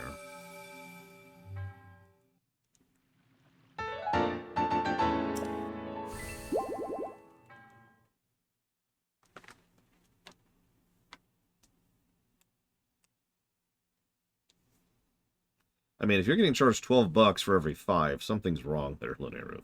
No offense. I'm not saying that that's on you, I'm just saying, what the hell? Maybe don't give me a sub anymore if it's going to cost you, what is that, 120%?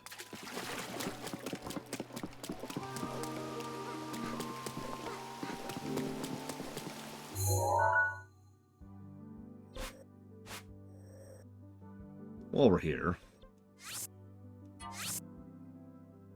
I actually did play one of the Wild Arms games, although it was so long ago I couldn't even tell you which one it was.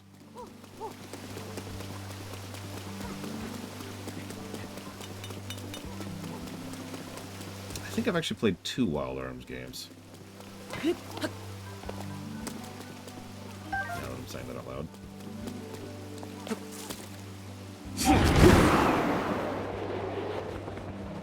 Yeah, ever since Twitch started burying me in terms of recommended or blind searching,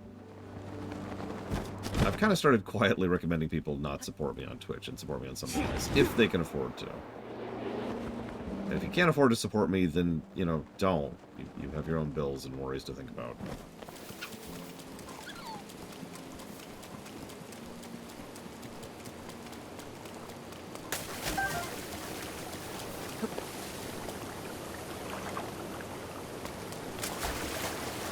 I'm almost positive I played Wild Arms 1, but I don't remember which version. I'm almost positive I played 4, I want to say.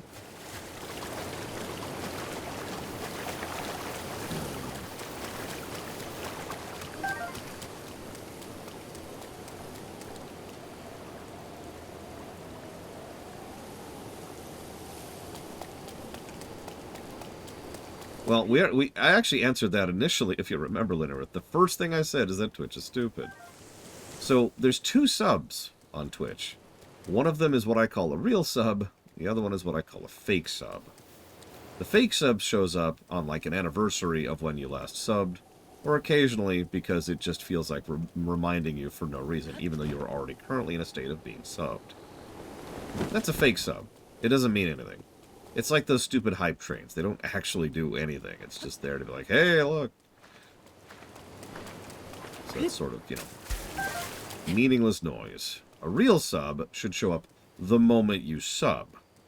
Like when you hit the subscribe button or when it automatically goes through, the sub goes through. Speaking of which, I just remembered this very second that someone subbed off camera. I'll write that down because I saw that on my phone and not on my computer. Write that down really quick.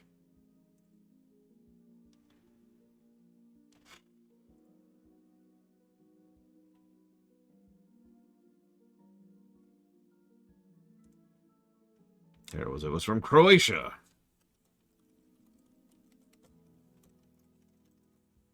And that's going towards Mina, the Hollower.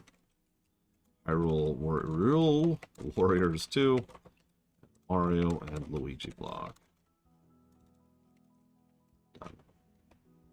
You've seen the VOD, Croatia. Thank you very much. Has Patreon gone downhill? No, Patreon started out downhill. Patreon is, well, honestly, it's kind of like PayPal. I think it's the best way to put that. It's not a good service. It doesn't have good features or options or usage or hosting or customer support or anything, really. But it does have one thing going for it. It is extremely easy to use, and it is in default international, which is obviously important to me. Someone hopping onto Patreon and saying, here, boop, boop, boop, here's my, bank and or PayPal information or to support me once per month, is by a huge margin the quickest, easiest, and least barrier to entry way to support me monthly. That's why I put up with Patreon. As I've always said, if you want to just set up a monthly support to me, Patreon is, unfortunately or otherwise, the way to go. PayPal's monthly support things directly are terrible. In fact, one of my supporters who does support me monthly on PayPal relies on me to manually make an invoice every month to send out to him in order to then allow that money to come through every month, because PayPal is, I'm going to stress this one more time, terrible. Which is funny, because PayPal is the best way to support me by a huge margin. It takes the least cut and is the most direct and immediate. And, once again, international.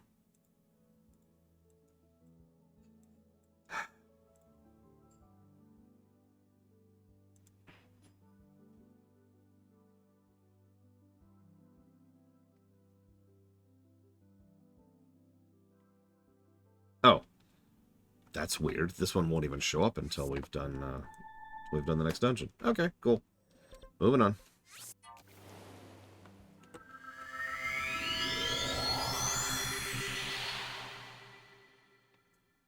Anyways, you should totally play Wild Arms next. If you like kind of pseudo-Western jazz-styled acoustic guitar. I was just at the load screen. I didn't even see Ross.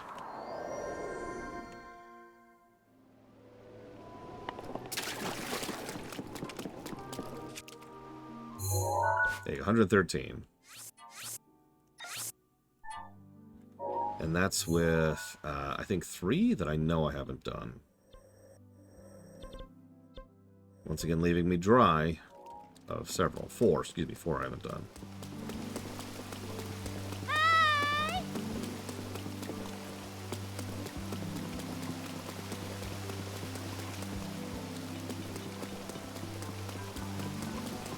I have never heard of Subscribestar, no. I do obviously have the other service, which I can't even think of the name of, which... It's an electrified arrow, dude.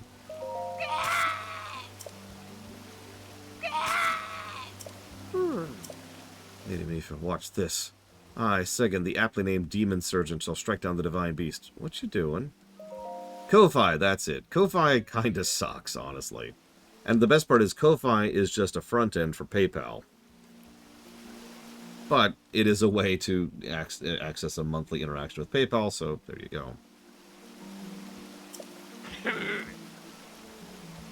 Finally, I can avenge Lady Mifa. It's been 100 years since you last showed your face here. Now I, Segan, will cut you down myself. What do you mean? Plain dumb, huh? Nice try, but you cannot fool me, Champion Link. You were unable to protect Lady Mifa from Calamity again, and it's been 100 years since we lost her. Poor Lady Mifa, how heartbreaking. Yeah, I won't fail her again. Humph, there's no way we would ask for your help now after all this time, after all that's happened. So says I, Segan, the Demon Surgeon, even if this body of mine is destroyed. I will drown Ruta in shock arrows myself, and in so doing, Lady Mifa's regrets will be alleviated. You understand anything of courage, get out of my way at once. Yeah, sure, let me take this arrow for you. Hey! In the middle of my shock arrow training, I must learn to withstand them. Did I not just tell you that? Actually, no, you didn't. Too much such violence with the great Segan standing before you. You take the responsibility of appeasing the beast. Okay. Done. Hey! Hello and welcome. We're currently searching for a Hylian like you. That said, this Hylian... I get the feeling I've seen him before. Perhaps a long time ago.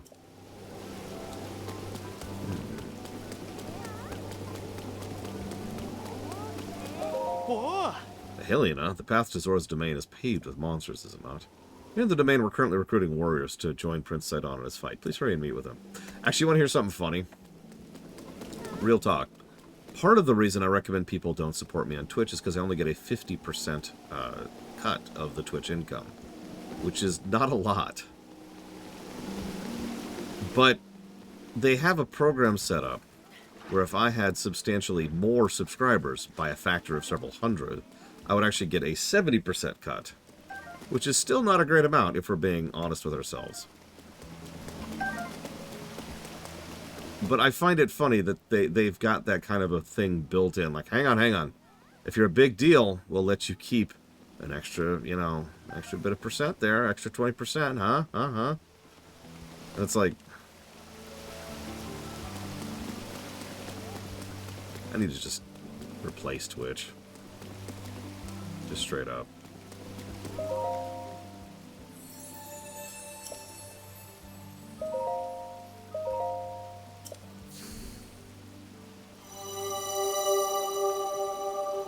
$50%, Lunaruth. I get $2.53 for every $5 you give me. Which is what a sub is.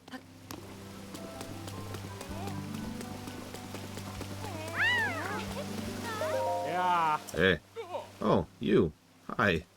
It's me. I'm the one Prince Sidon left at the top of the tower. Oh, you got down. And I wasn't able to join up with Prince Sidon. Instead, I worked up the fighting spirit and jumped to the top of into the river from the top of the tower. Then I came back here. I was deeply moved seeing my reflection on the water's surface as I dove in. Deeply moved? I don't expect you to understand this, but diving form is the truest and most beautiful form. Yes, truly. So lately I've been spending my days scouting diving spots. When you learn how to climb waterfalls, show me your form. Okay. Yeah, I was worried about that guy. He was just stuck at the top of a tower. How much does PayPal take? So PayPal takes like, I think it's like $1.15 plus 5%. So smaller donations, no. Like somewhat recently, someone was wanting to donate $2 through PayPal, and I just said no, because I would only get something like 80 some odd cents from that, and that's just no. Don't do small donations. Don't do small anything through PayPal. They take a huge cut from smaller donations. The larger donations, they take a minuscule cut. PayPal takes the smallest cut of all of them by a pretty big margin. How much minimum? Well, okay. Let's hit the stream breaks because this is going to involve a spreadsheet. So let's pull up a spreadsheet. And let's do some math. So, let's see. So we've got, let's say, $1, $2, $3, $4, $5, $6, $7, $8, $9, and $10. Let's just start with that. So this is going to equal this minus, and then we need to do a percent times 0.98 of this.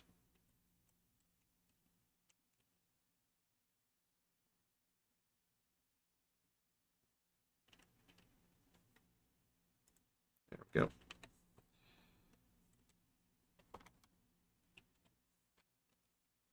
And then minus, what was it? 5.3.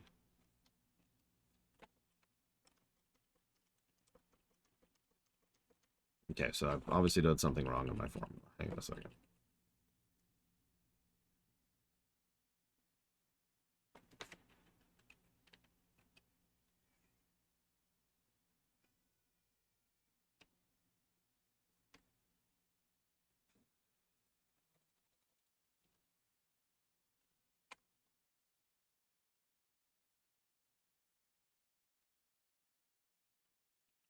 PayPal tries to prevent people from doing small transactions. That's what they're doing, Zara. Put very, very simply. It's actually a really minuscule portion, all things considered. Do I have to do this manually?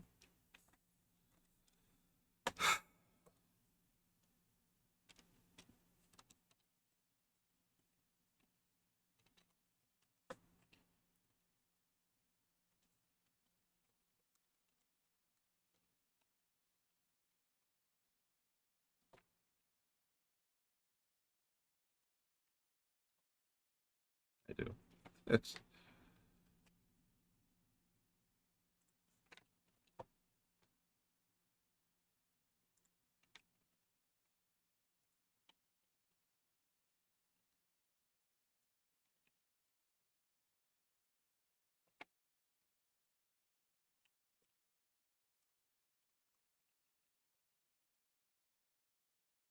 that's right. Total silence while I make a spreadsheet.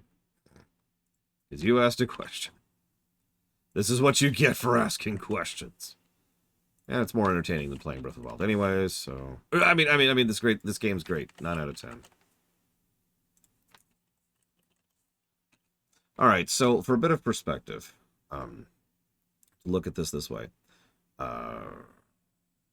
If I did my math correctly, if you gave me $1, I get less than 40 cents out of that. If you give me $2, I get 53 cents out of that.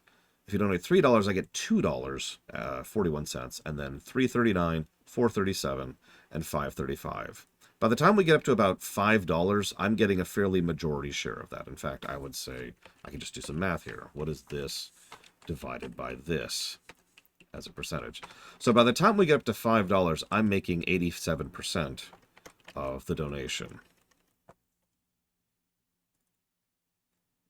And that percent only goes up the further up we get in things. So like if you donate $6, I get 89%. If you donate $7, I get 90, 91, 92, 92.7, etc., etc. And it starts to do this. So I would say I don't do anything below 5 if you're going to do a direct donation. Because that's a very clear set point right there, and that's probably deliberate on their part. In fact, I'd guarantee you that's deliberate on their part. Because, again, the stated intent and the reality intent is that it tries to discourage smaller donations. Or smaller transactions, excuse me. Okay, he's kind of large. Good God. No, Linnerith, I get the exact same cut. 50%. Plus a couple of pennies. I like the hammerhead guy. You must be the Hylian that Sidon brought here, correct? You did well to come all the way here. Yeah. I am King Dorifon, ruler of the Zora. That object on your waist, is that not a Sheikah slate? Now I've got a good look at you, it's all too clear who you are. You're the Hylian champion Link. Do not tell me you've forgotten me. Hylian champion? You can't mean the Link? That champion? That's where I heard your name from. What a fateful coincidence we should cross paths. Cannot believe it. The Hylian champion Link has appeared before us. We have met numerous times, I'll have you know. So many memories. My mind is overflowing with nostalgia, my friend. I heard a terrible rumor that you had fallen in combat, but you appear to have survived. Yeah, I've been sleeping. Yes, Sabaka. Come again? Assuming we finish the Zeldas before I move. That might not be true. We'll see. Is that why you do not seem to remember me? Surely you must remember my precious daughter. Who? Cannot believe it. Have you truly forgotten my dear Mipha as well? You and Mipha were so close. All the sex you had. Young hero, please look upon the beauty of Zora's domain. Do you see that statue? Does gazing upon Mipha's immortalized form still not jog your memory? Well, perhaps your memory will return in time. I dearly hope so. Huh? Father, I do not believe discussing my sister's helping matters at the moment. Link seems confused. Oh, yes, of course. First, it's worth noting how remarkable it is that Sidon brought a champion here without realizing it. That is quite a feat, my boy. That's a good one. Link, I doubt not you have endured many trials. Still, I must ask you to hear my plea. Okay, we're going to start skipping through this. Yep. We cannot stop this beast. Please help us stop the beast. What? Please do not speak so. To ask a Hylian for help, the very thought curls my fins. I expected more of you. How can you still protest? It's rude to speak that way to your king and your guest. Link here is here on his behalf. With such unprecedented rainfall, we have no choice but to rely on a trustworthy Hylian. Have we not already discussed this and arrived at the same conclusion? He's the key to saving Zora's domain. I have no doubt in my mind. Indeed, Link is a champion through and through. As things stand now, all of Hyrule is doomed to be swallowed by the sea. This is bigger than all of us. Yep. Good thing you didn't spend literally like 3 months off farming before you came here to do this. Have you forgotten already, my king? We cannot trust these lowly Hylians. 100 years ago, they abused the power of an ancient civilization and turned Hyrule into what it is today. That's not the least of it.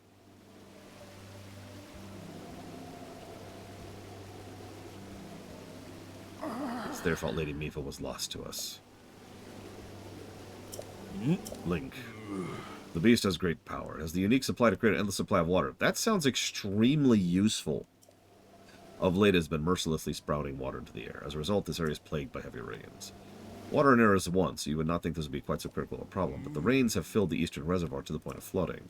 If it bursts, and it soon will, I fear immense danger will befall not only Zora's domain, but the area downstream with us.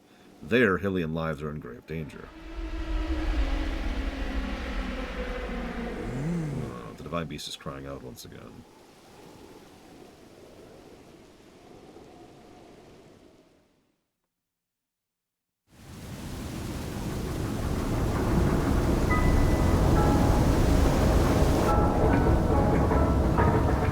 Naturally, Mipha's an elephant. Well, okay, currently she's imprisoned in an elephant. Later, she's going to be an elephant.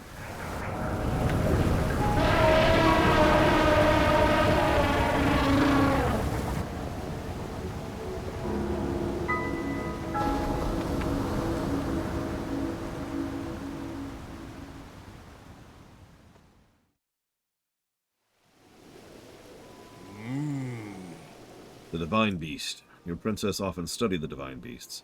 That is, in the time before the Great Calamity. According to her research, the orbs located on the shoulders are mechanisms that control the water generates. However, they require electricity. There's no electricity. Second is quite shock resistant, hit one with an arrow. Sure enough, it slowed the water a bit. Unfortunately, as an aquatic race, we are vulnerable to electricity. So if only we could do this. Smile. Please use electricity to do the thing. Yes. Okay, cool. Let's do it. Princess Zelda instructed you to board the beast and appease it. So she's alive. Yeah, she's in Hyrule Castle. I don't believe it. Wow, this is so cool. We can do so many great things. Smile. Alright, let's do it. Alright, real quick. First and foremost, thank you, Nithrius, for the sub, as always. Much obliged. Much appreciated. And if you give me a moment, I'll write that down.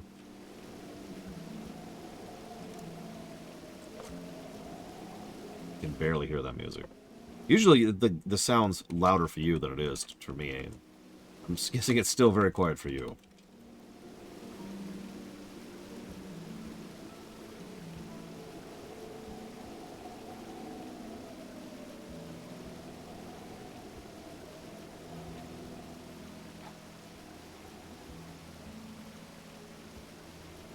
Ah.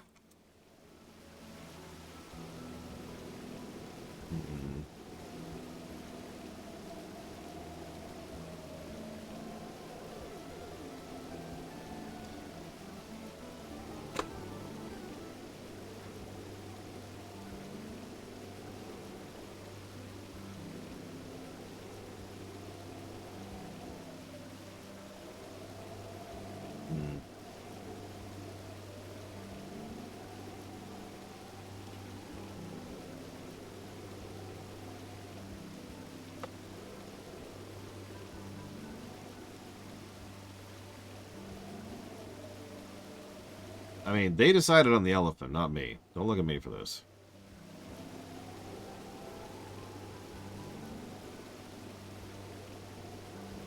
Thank you very, very much, Ceiling Fan. I muchly appreciate. Thank you. I'm glad you've enjoyed, such as it is. I hope you continue to enjoy, lurking or otherwise. As I've often said, we're totally cool with lurkers here, but you're always welcome to chat if you feel like it. And if you want to put that towards up to 3 upcoming streams, please let me know. Hang on. A couple people asked some questions.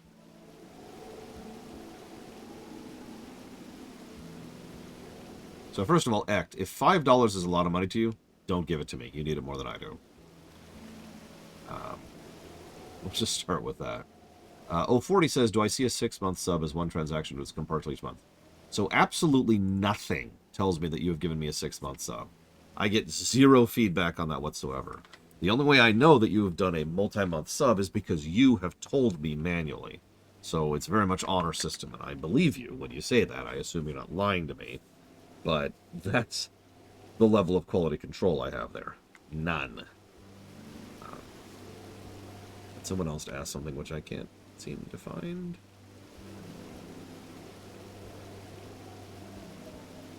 If someone asked a question I didn't answer, feel free to repeat it.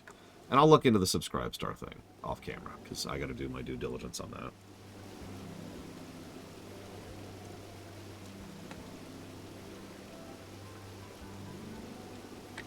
I get $2.53 out of a Twitch sub. If it costs you $5, actually it doesn't matter what it costs you. I get $2 out of it, put simply. FF7R2. You got it. Thank you again, Ceiling Fan.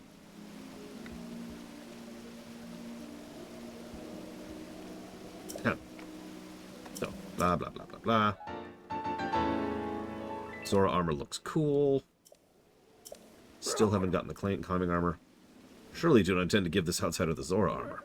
Countless generations of Zora princesses have gifted that armor to the one they are sworn to marry.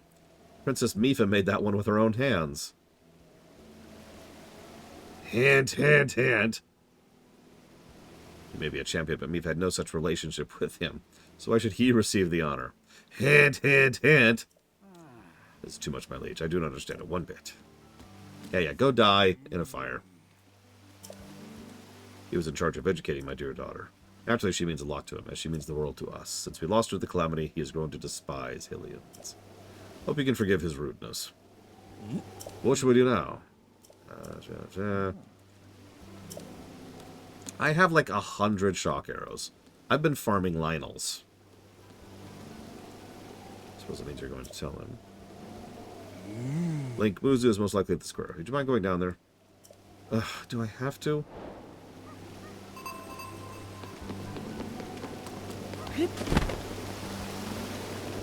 Those poor cats. They're so starving. They've never eaten before in their life.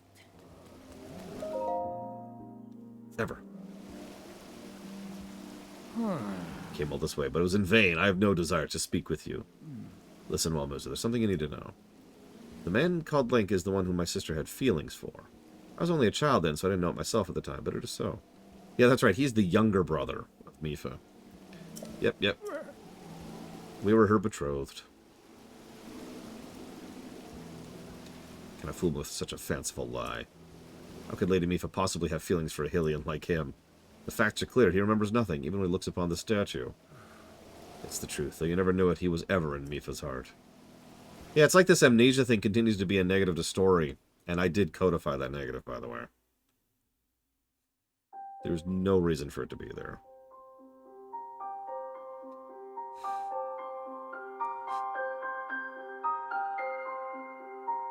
Well, let me walk that back. There are reasons for amnesia to be used, which they don't. It's just a crude exposition tool and a way to stir up drama.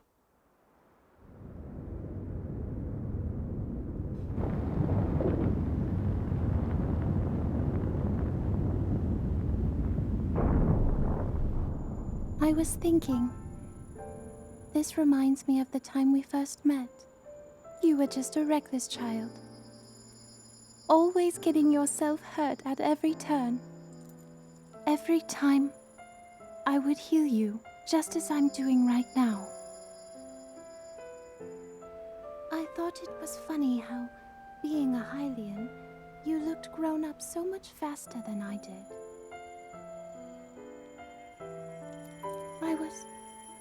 I was always willing to heal your wounds, even back then. This is a really, really minor complaint, but when you're designing subtitles, maybe think about the thing your subtitle is going to be on so that people can read them.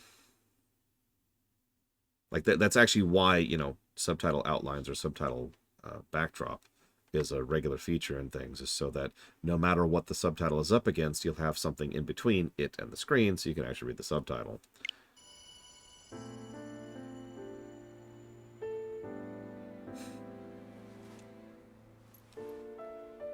So I mean, they would, Geludo. Calamity Ganon does in fact return. What can we really do? Die. We just don't seem to know much about what we'll be up against. But know this, that no matter how difficult this battle might get, if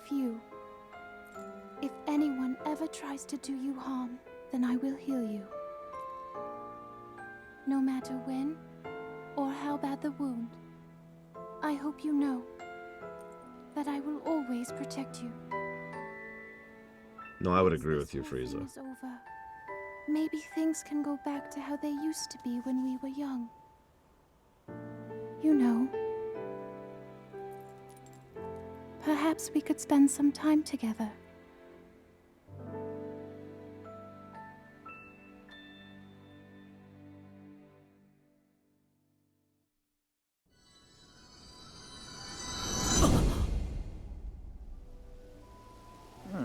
What's the matter? Are you unwell? You're quivering like a half-stick. What's the matter? I remember Mipha.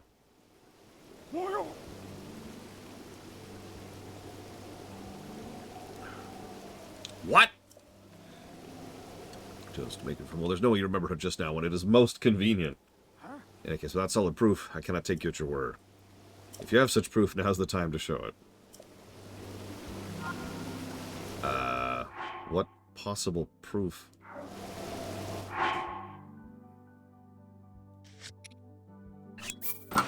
Okay. Hi. Look closely at the clothes he's wearing. I don't think changing your clothes is going to make me... Eh? Is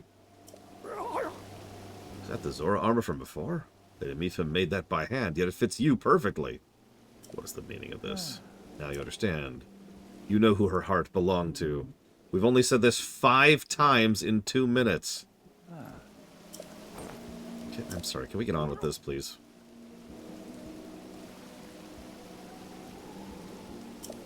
You're having... Can I help you, please? I'm a proud Zora. That means I must take responsibility for my unwarranted behavior to you. I will tell you we can gather shock arrows. No, I'm good. Yep, yep, okay, cool. The Lionel. He doesn't weed deed well. Yeah, I've been farming Lionels for days, dude. Let's go. You need at least 20 shock arrows. Okay, sure. Yeah, I have plenty of shock arrows.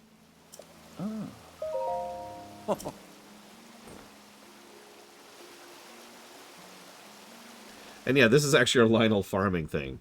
Notice how the guidance continues. They point us towards the Lionels here, which I remind you, you can get here with 3 arrows or 3 hearts and just the beginning armor of the game. Pretty easily, in fact. Me, I got 136 shock arrows. So I'm good for the time being.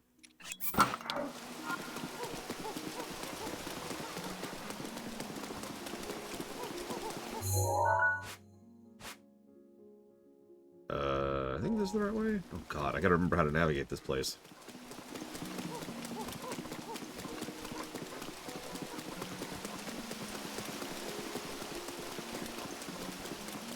Why is the music so quiet? There's no audio options. This is just how the music is.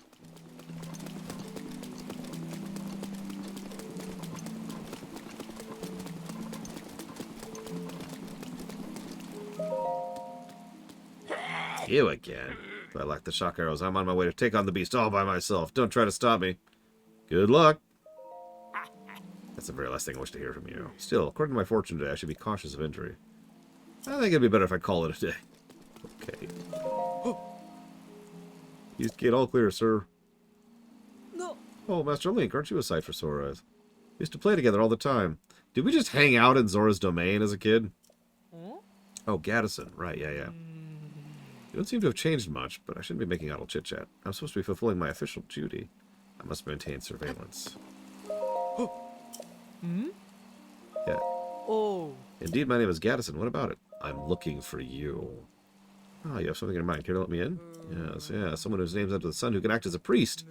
I'm sorry. I'm a blood-stained soldier. I can never be a priest. But back in the domain, there's a captain who's a priest. Yes, yes. Let's go kill him horribly. I mean, find him horribly.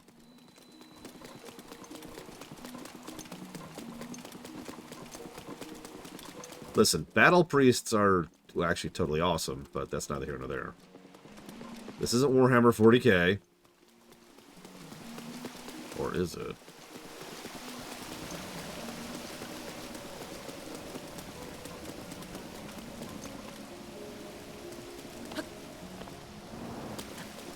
War domain clerics, also known as the people who put fighters to shame. Is this the end? This is the end. Hello, welcome to the seabed here. Here we... Linny? It's Linny! Oh, I'm sure of it. You're Linny. It's been such a long time, but I thought you and Mipha fell to Calamity Ganon. And if you've been alive all this time, where have you been? What have you been doing? Please tell me. Oh, I'm sorry. I'm an adult, yet here I am making a ruckus. Has it really been 100 years? It feels like yesterday. Yeah, it does. We've both been through a lot, I'm sure. If you don't mind, I'd love to catch up sometime soon.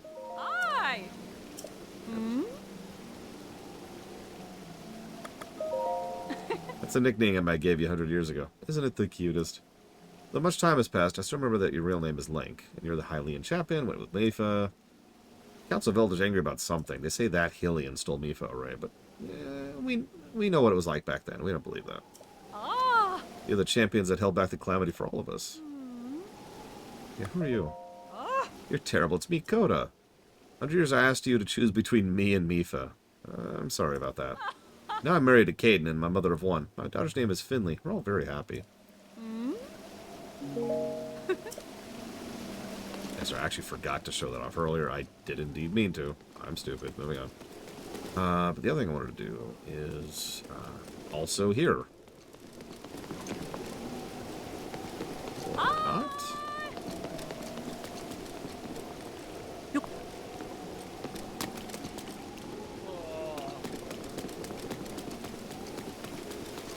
Okay. To Google. I don't feel like roaming the city trying to find it.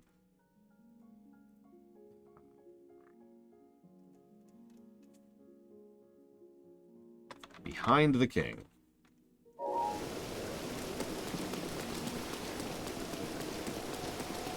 Why is your town laid out this way? Zora. And they live into the centuries range, actually. They've mentioned that a few times. Rather convenient, because the place that we lived in as a kid, naturally, is filled with people who still recognize us now. This is not the sleeping chair, this is the pool. Because that way people can actually recognize us. And we had to make them long-lived just so that's a thing, because we decided to make it 100 years for absolutely no reason. I do wonder where the 100 years thing came from. And I don't mean that as like a derogatory thing, although I kind of do. But rather like, when it comes to writing, someone somewhere has to decide what numbers and what gaps go where. And someone somewhere decided that we need a time gap in between the calamity and now. Which, okay, that makes degree of sense. But then someone also decided to make that gap 100 years, which doesn't make sense. And I would love to know the creative process that went into that.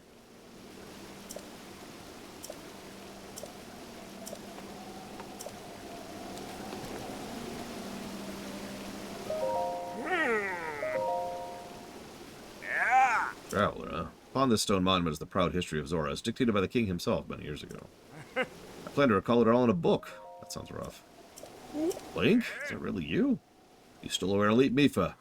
I cannot forgive you. Not ever. Sorry. You don't understand the gravity of what you've done? You've failed to stop Calamity Ganon, and you stole Lady Mifa from us. I will never forgive you. Okay. Well, that's good to know.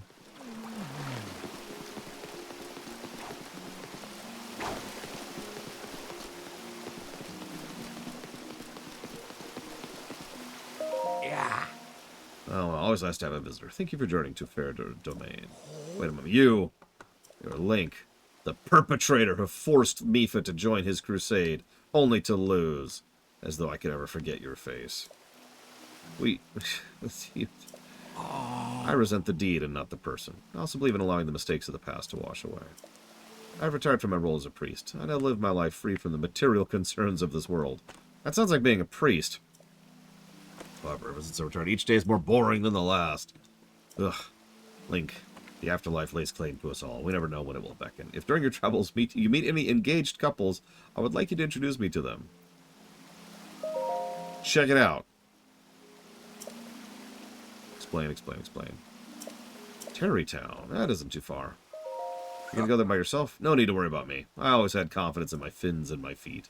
It's been a long time since I have had work. And he dies to a line along the way there. The end.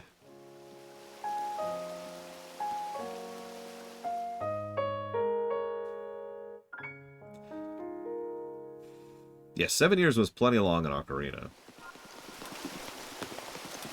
In fact, I'm actually wondering if that was one of the original ideas, is they were going to pull the Ocarina trick. For those of you who don't actually understand the significance of that, the Ocarina trick was, there was Link, but then he grew up, because 7 years had passed. Even though he was in stasis, he still aged. Thus, most people didn't actually recognize him, and there you go. Boom. And I wonder if they were going to repeat the Ocarina trick, and then decided not to, because they already did that in Ocarina. It's like, well, hang on. Let's make him not age. But if it's not age, then we need to expand the time range a little bit, to make sure that nobody recognizes it. Oh, yeah, you're right. And instead of doing like 1 generation, which would have been plenty, or even 2 generations, which would have been more than enough, they decided to do roughly 4 generations.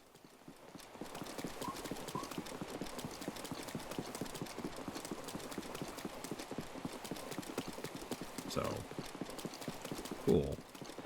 Well, no, probably not, PM Triox. Remember, when you're in the creative stage of writing, things like people's age, or personality, or gender aren't really codified yet. At least assuming they were deciding the time gap when they were still designing the setting, which it's possible they weren't. Probably not, Act. If I wanted that, I'd move to Washington.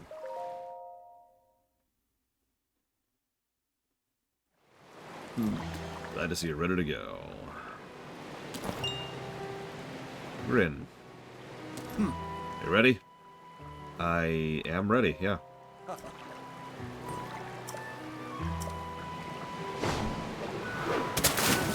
That's fair, PM Triox. It depends on what exactly they designed what and where.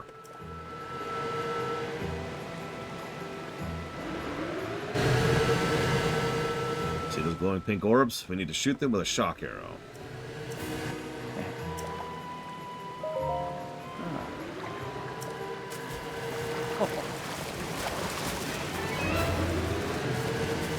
I am unstoppable in the water. You say that.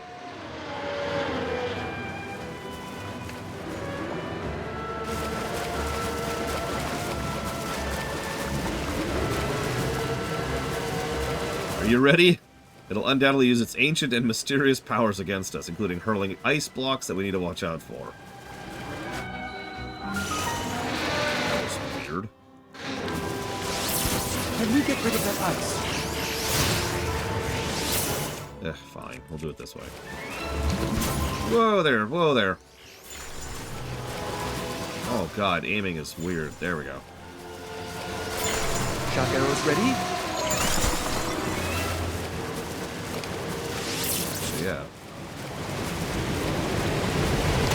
Here we go.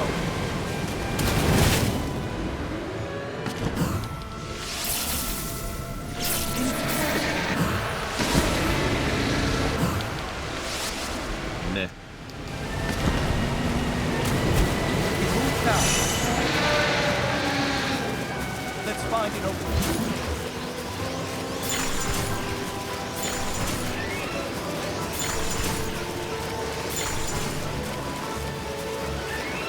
Any shock arrows? No, I'm out of shock arrows, buddy. Let's go. Swim!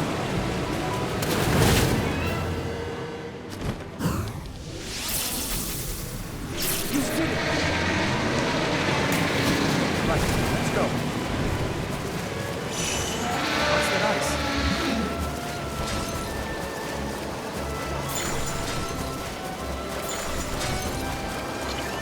What?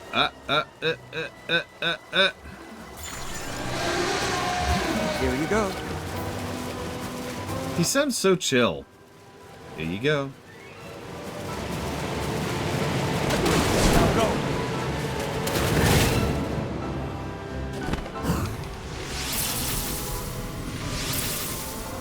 That's it.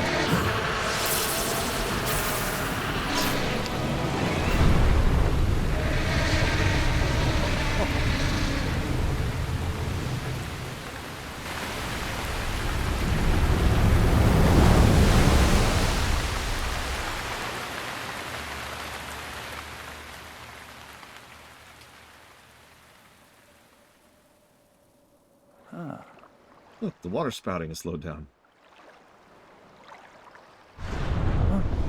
It's floating higher now. You wanted to venture inside, right?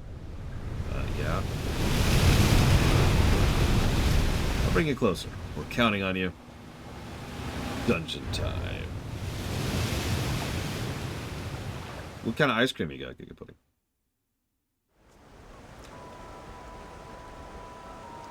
Do not spoil this for me, please. But I... Link, here we are. Looks like this is where the real work starts. Best of luck. Nice job cutting off the water flow from this divine beast.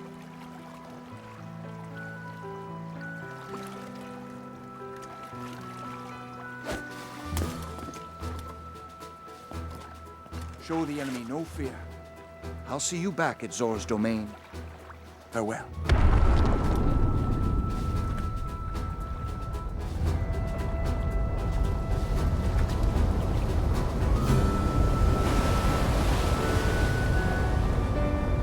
If you ejected 100% of the dialogue in that cutscene, it would have worked better.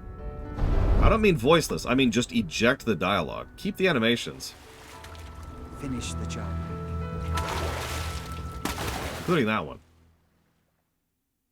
God, I need to walk up to Nintendo. Hi, I'm here to be a better writer. What do you mean? Your writers suck. don't spoil this for me, but I wonder if more of these encounters exist in Tears of the Kingdom. You know, these kind of unique special encounters which are specific to the 4 bosses. And again, don't tell me. Find out when we get there. You're here. I must say that I am so happy to see that this day has finally arrived. Now, Ruta can be freed of Ganon's control. You'll need a map to prevent you from getting lost.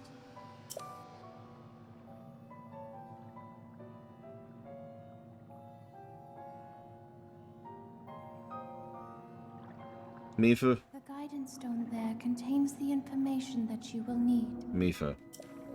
Is there any chance I could get some characterization from you instead of the exact same tutorialization every other dungeon got? And yes, I know, every dungeon can be done in any order, but there are ways to track that. We've had ways to track which order in which you do things since the NES era. There are flags. It's really easy to set the flag. Check this out. You can set a universal flag. How many dungeons have you done? 0, 1, 2, 3, 4. Or probably only need to go up to 3, but the point being. So once you've set that flag, you can then say, okay. You can say, this is your first dungeon. Play these lines and these cutscenes. This is your second dungeon. Play different lines. This is your third dungeon. Play these lines. But if that's too much work, hang on. There's another alternative, which is a little bit less work, but still better. Have you done no dungeons, aka is this your first dungeon? And then once that is tripped, all future dungeons are treated as a dungeon that is your second or later. In other words, they know you know what you're doing now, and they can focus on other things with regards to the dialogue. Again, it is Skullgrim. This is a perfect time to characterize these people. I hate to point to something I wrote, but during the LTTP theater, I did a lot of storytelling during the dungeons by what and how the bosses were talking to Link during the dungeons, as he was going through the dungeons. There's plenty of things you can do and play with and mess with there. Hell, I was even really, really happy when people actually picked up on some of the inferences and little tidbits of lore I was dropping in those sequences, because it meant it was working. It meant people were actually paying attention to all those little tidbits during the dungeons. Yay, that was awesome.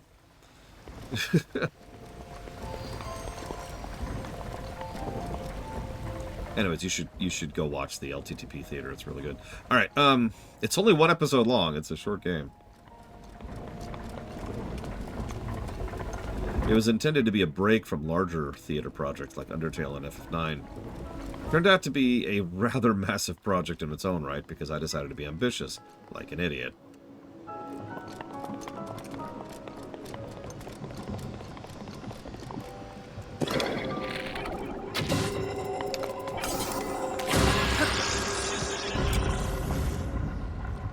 You know, that's a fair point, Noctis. We know the game tracks which dungeons you've beaten and that you've beaten them.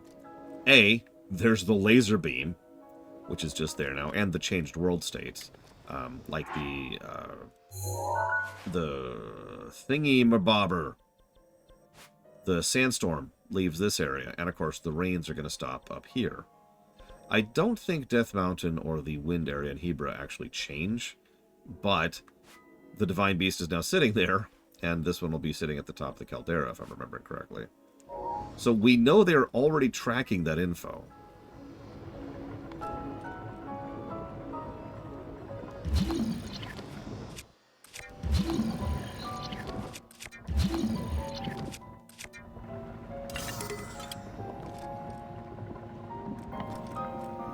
Ah, so Death Mountain will stop erupting then. There you go.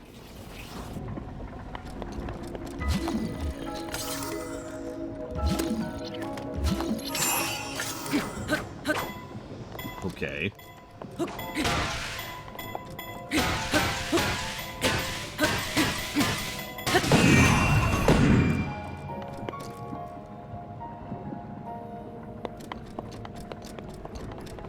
Well, they all talk about how it's been causing them issues, but yeah, I think they were super vague about it. Like, The other three are very deliberately and obviously causing issues. There's lightning and sandstorms, there's Death Mountain erupting, and there's the rain. And the other place, they're just like, yeah, it's causing us issues. Kind of issues. It's just issues.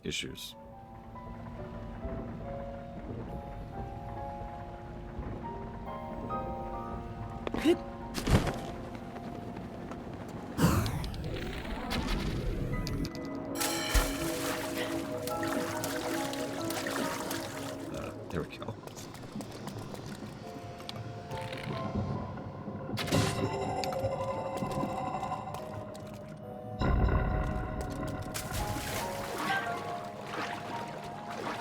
In the interest of fairness, I do understand that good writing is not exactly a priority for a lot of people in game development. But all that means is you've added bad writing to your game. You know?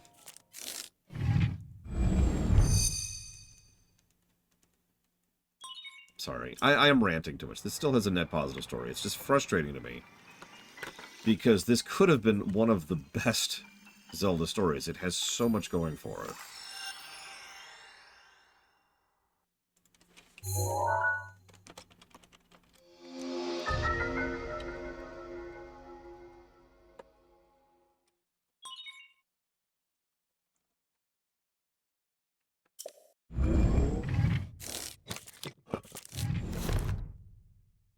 Good. You've obtained the map of the Divine Beast. Something you've done twice before. You will see several glowing points. Okay. Take route back. Be careful. Yep. Thanks. Okay.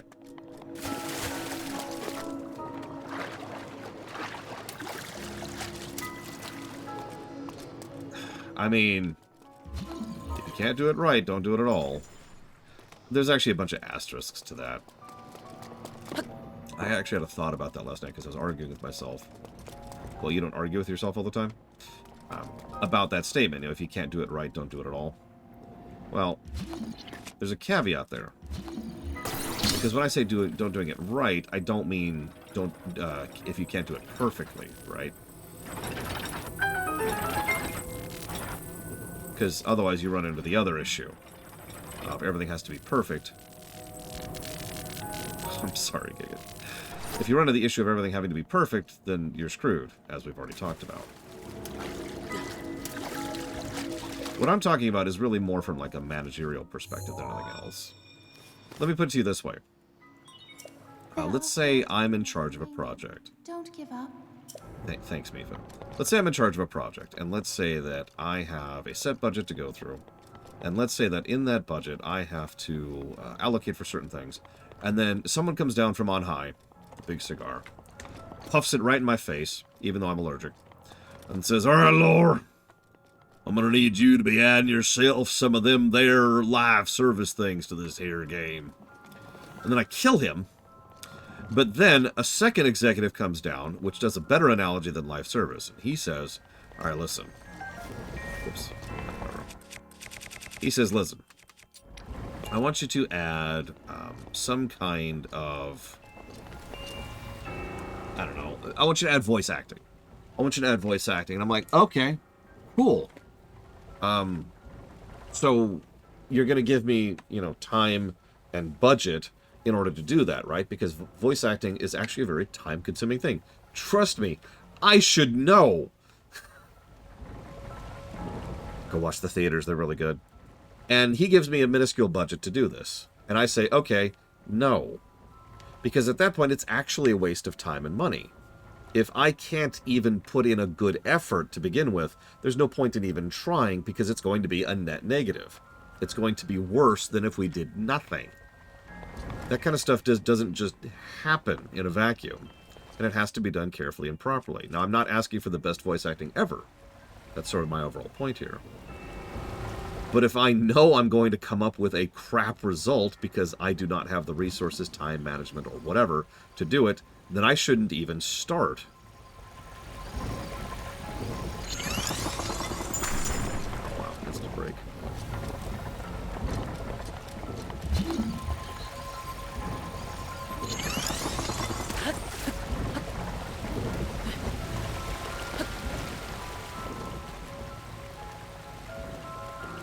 The head features can still go in the back of the box. Alright, you're fired, Noctis Ixel. No, you're under arrest for suspicion of being an executive. Cuff him, Lou.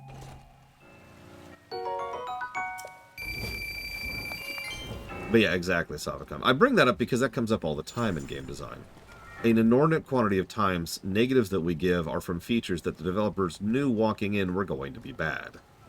And they just did it because there was a mandate, or because they were arrogant, or because they didn't recognize that they couldn't make it work.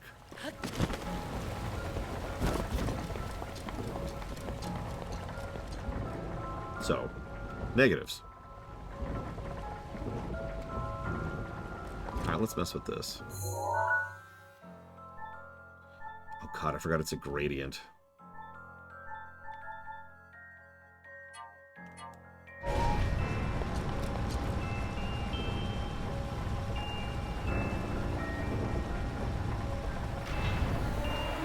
I mean, I've said for years that the primary purpose of corporations is to remove responsibility from individuals.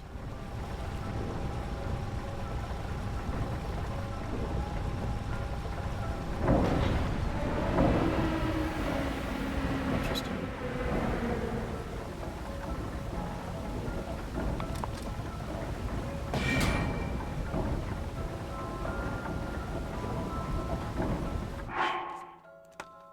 Sure, Act hit me.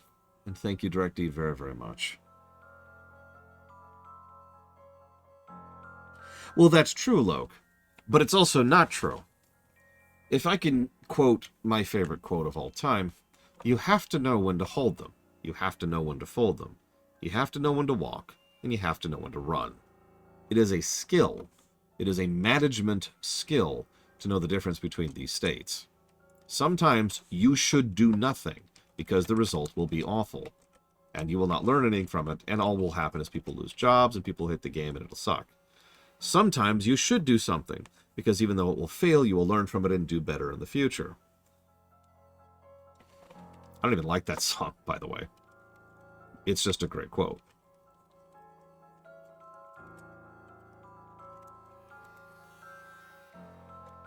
It's from a song. I don't even know the name of the song. I'm trying really hard not to sneeze.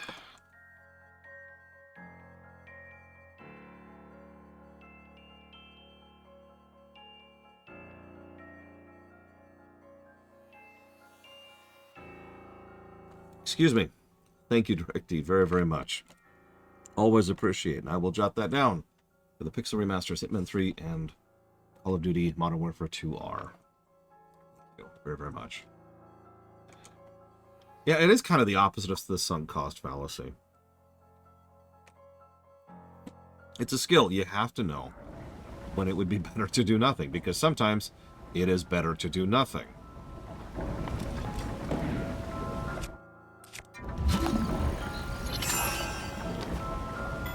That's not going to stay there.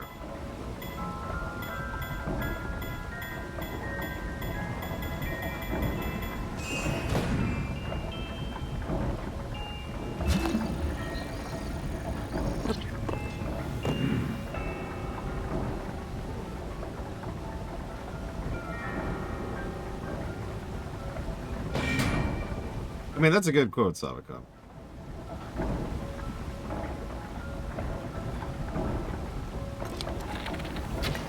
Aw. No as a complete sentence is also a good quote, by the way.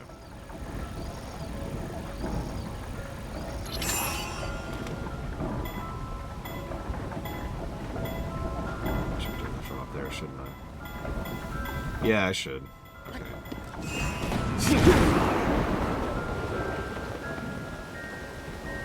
Although, while we're here.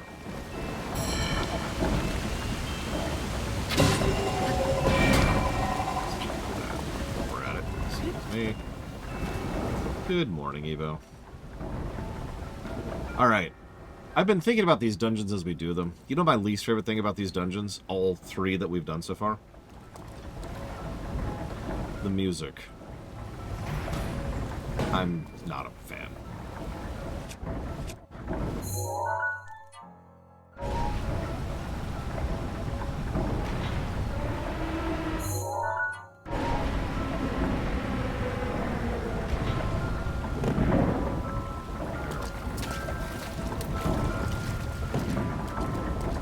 Whoa, okay. That's not even close to what I wanted to have happen. Better. Better, definitely. That song can go to hell. Camel was interesting because for the first, I'd say 30% of Camel, I was completely lost and had no idea what I was doing. And I was trying to figure out why, because obviously the easy answer is I'm a moron and to just blame myself. But I decided to actually think about that. I decided to really process that. I think it's because the map in Camel is uniquely bad. Like to the point where it gets in the way of navigation and understanding how the pieces connect. Once I managed to figure out how to access the second floor and started getting onto the second part of the dungeon, my... Game, thank you. My overall enjoyment actually went up quite a bit. Because at that point, the rest of the dungeon was like, oh, okay, I get it.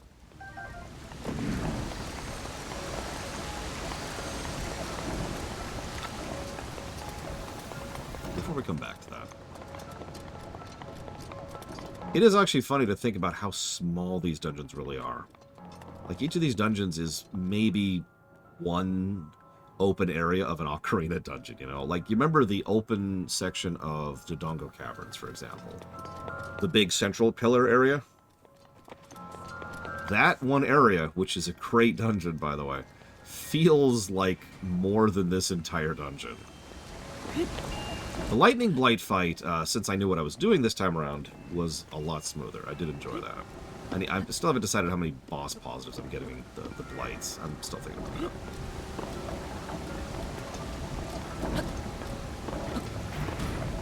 Fine. Whatever.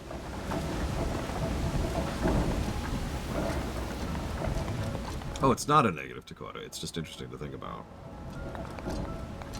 Especially since these dungeons take as long as Ocarina dungeons to do. Which brings back to that feeling thing. Would you believe we're only at like 60 hours of this game so far? And I only bring that up. Not to bash the game. Oh, okay, technically to bash the game. The real reason I bring that up is because it feels a lot longer than several 60-hour games we've covered, doesn't it? For a bit of perspective, it should be good. StarCraft 2 was about 60 hours, and that never felt like this, you know? There are 3 terminals remaining. I mean, I know. Low-hanging fruit going to the best game that I've reviewed. And so that could be arguably unfair, but I disagree with that completely. It is completely fair to compare. Part of the reason StarCraft 2 is just so much better is because of that increased density, because of the fact that they did so much and so well with it. Can I...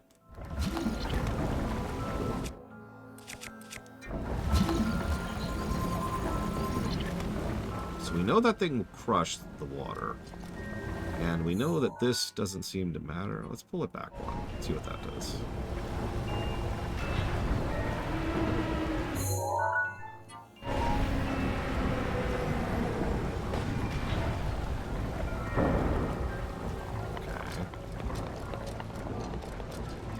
I stop this?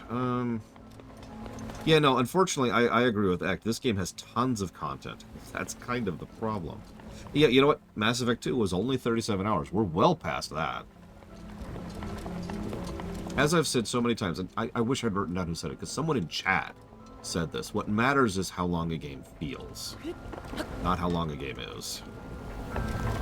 Because a game that feels long is probably either padded or boring. And a game that doesn't is probably dense and fun. I haven't gone down yet. Let's go down. Let's see what's down here. And it is the boss arena. Yeah, Shadow of the Colossus is a pretty short game. So it's the first Psychonauts. But man, they don't feel like it. One of my go-to examples for that is The Last of Us 2, which felt like a slog, but was only like a 15-hour game.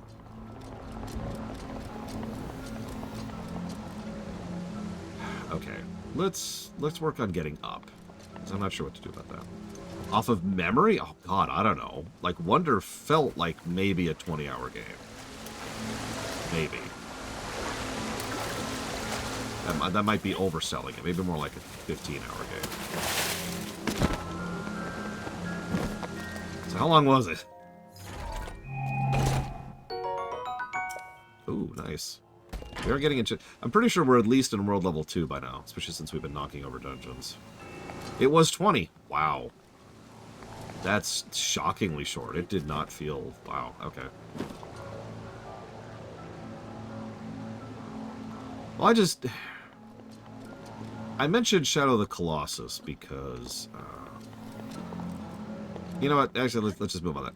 You're right, Loke. I give up completely. I have not reviewed Shadow of the Colossus and therefore cannot speak of it Rivali's Gale. with any level of certainty. So I'm just going to let that one go immediately.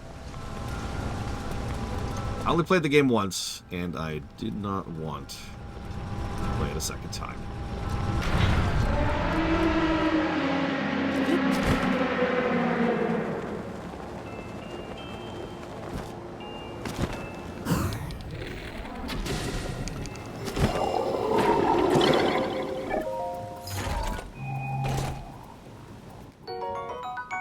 Worth it.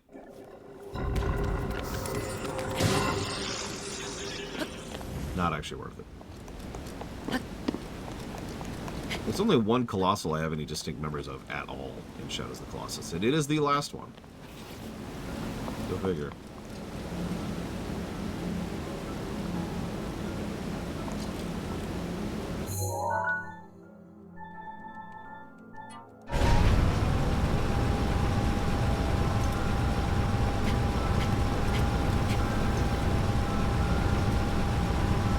This is a terrible idea, what I'm doing right now.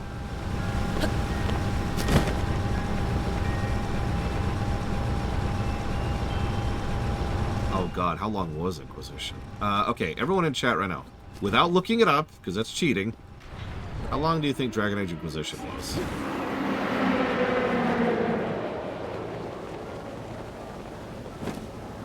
There's a thing up there. Is the right spot?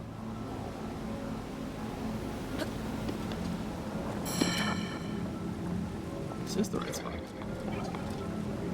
Where's the eyeball?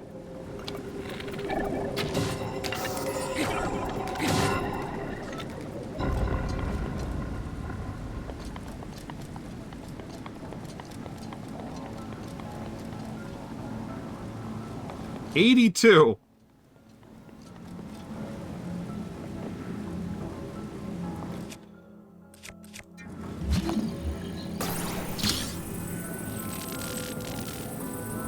I believe that is in the running for one of our longest.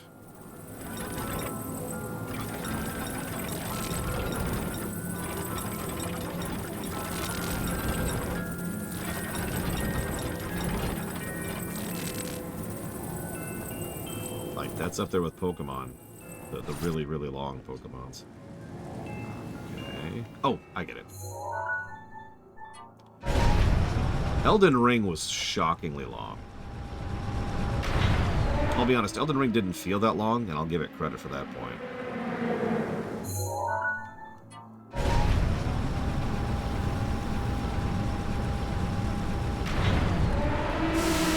Same thing with Pokemon, honestly. Like, I never got bored of S.H.I.E.L.D. Persona 5, by contrast, I definitely reached a point where I was done with that game. There we go.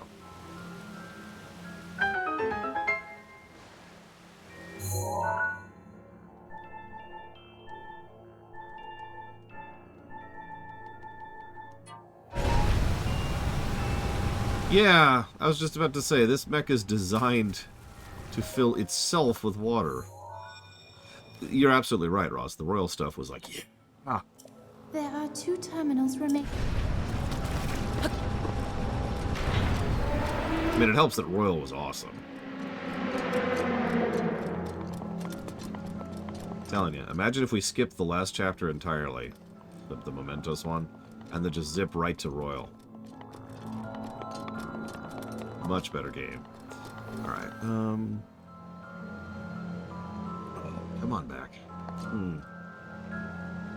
Yeah, exactly, Ross. Just straight from Shido to royal. Boom, done. Yes.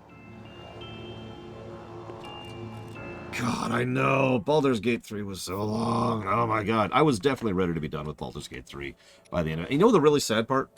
I was sick of Baldur's Gate 3 by the time we hit Act 3. The reason that's so frustrating is because Act 3 has some of the best stuff in the game. So I can't, I can't say my usual statement, which is like, I wish the game ended at Act 2. No.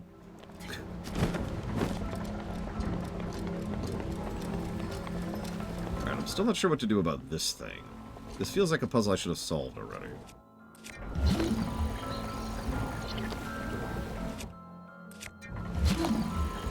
God damn it. Yeah, that would have been... God damn it. Thank you, Frieza. But explain why I was having so much issues with it.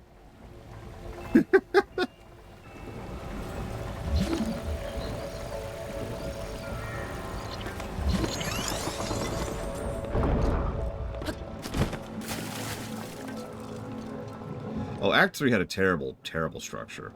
It's some really, really good content. Oh, come on. Come on! Ah, for God's sakes. I'll be honest, I didn't even see the blue glow until Frieza mentioned that I could do it. I was like, oh, yeah, okay. Oh, God. I'm, like, stuck. I'm stuck. Ah!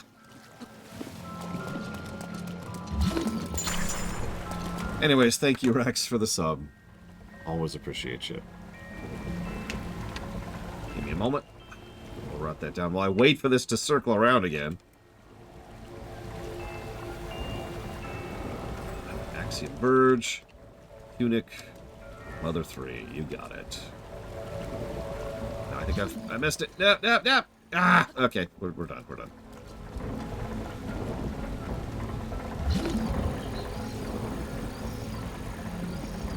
We'll just sit here for a minute.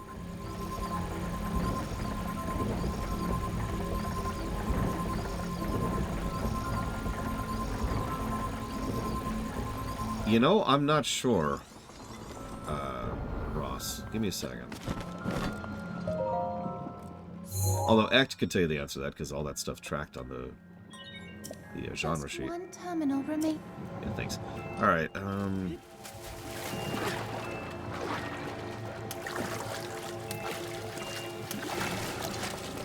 cool. So, now we just have to solve the one in the trunk.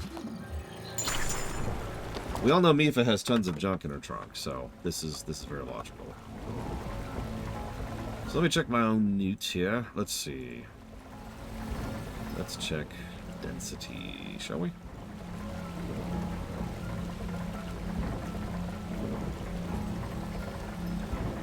Super Metroid wins on story density. Quite a bit, actually. But gameplay... It still goes to Super Metroid, believe it or not. StarCraft 2. I was reading this. StarCraft. There it is. Okay, that tracks. The camel power I can't really activate on the spot. But the way camel power works is when I do a big charged attack, it does like another additional stun, which is really, really helpful when farming Lynels. Now that I'm done farming Lynels. Alright, so let's go up. I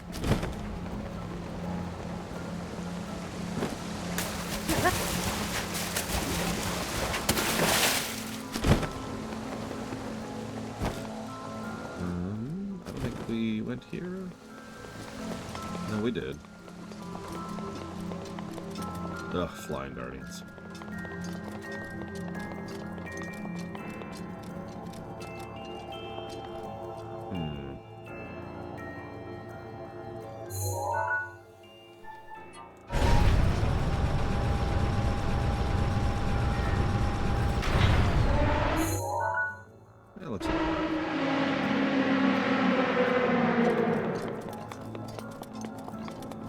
You know, I leaned on the charge attack pretty heavily last time I played this game. We'll see what we do this time. Although, speaking of which, I need to switch to a two-hander.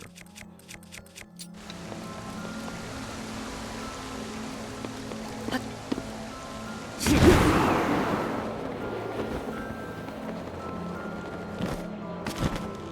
damn it.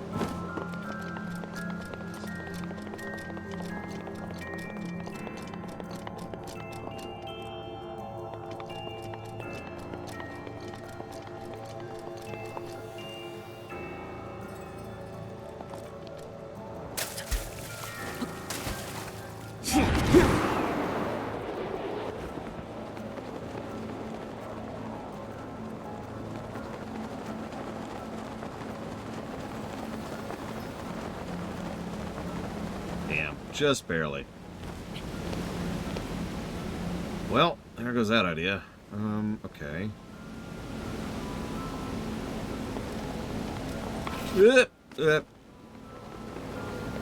Turn around, please. Or don't.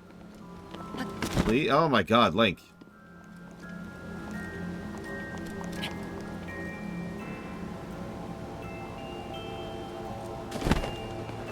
Alright, let's reset. It's just... Oh, god damn it. In here? Okay. Well, clearly I'm bomb jumping. That terrain does not look navigable. Or intended to be navigable. How do you want me to get up there, game?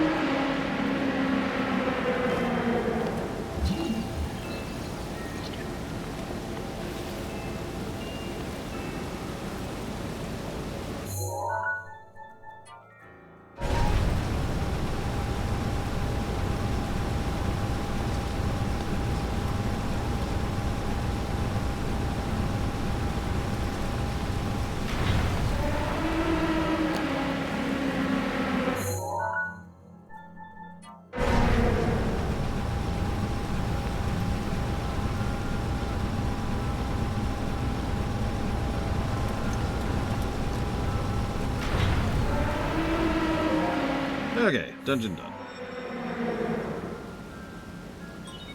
You activated all, but there should be a new. Be careful not.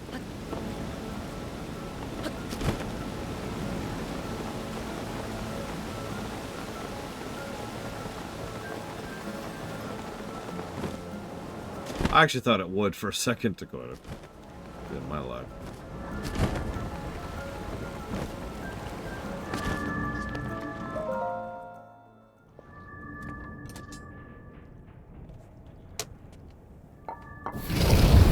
And yeah, we specifically did the Wind Dungeon first, because holy crap. Rivali's Gale is just way too useful in this game. All 4 powers are nice, but holy crap.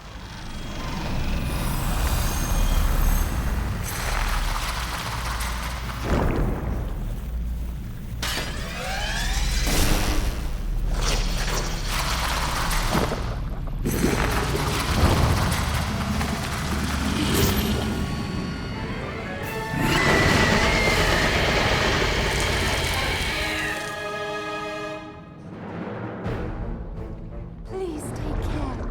That thing is one of Ganon's creations.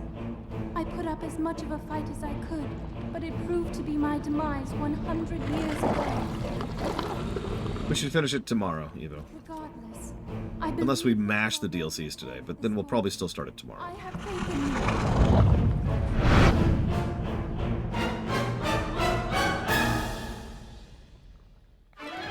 Careful, that spear has a long reach.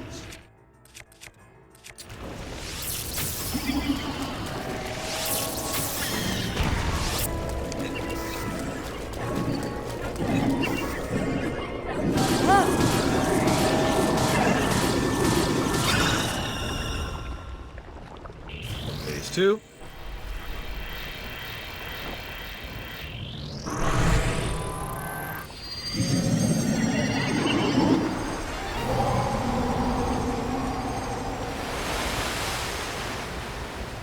Yeah, careful. That weapon that's known for having a long reach has a long reach.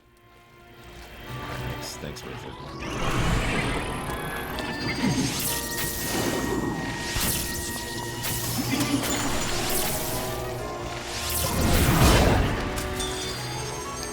God, she hit me with the thing that has long reach.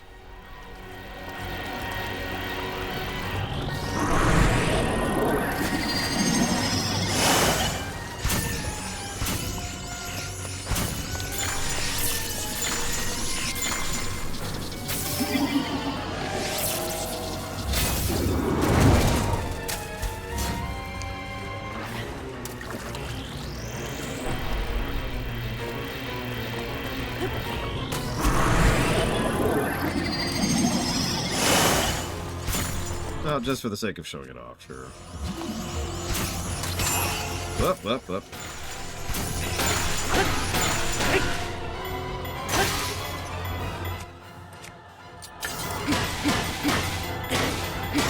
Now with your giants.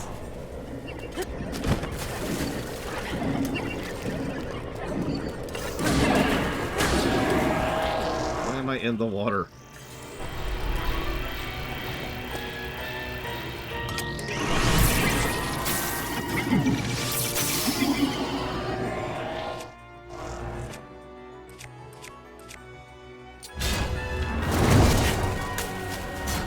Take care now.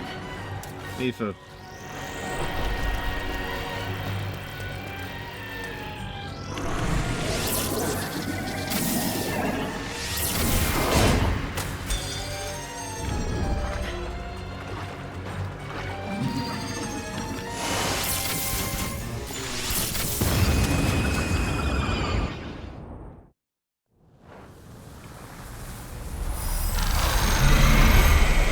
High cubitization.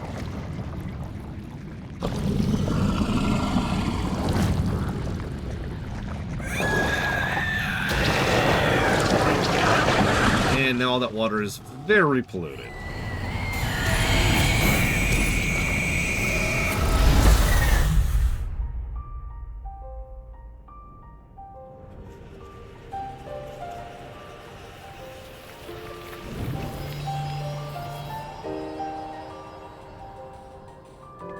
We actually can skip this cutscene. I was curious.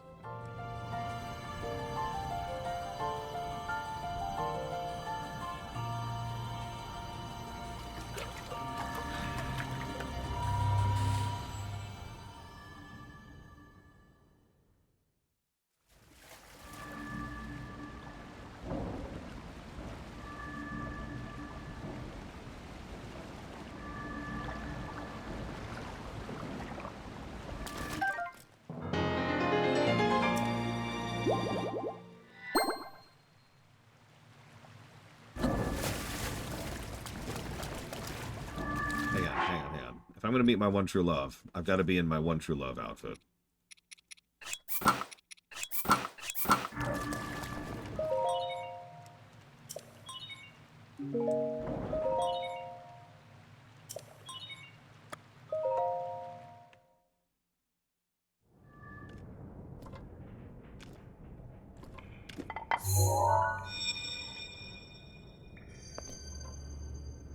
Hello, Link. Do I look just like you remembered, Mifa? Now free. And Ruta as well. Thank you. For I am now allowed by this freedom to be with you once again. But you're dead.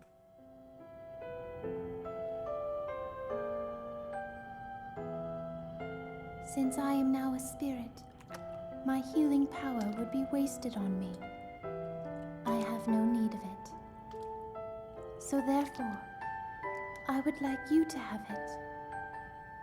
Please accept Mifa's grace.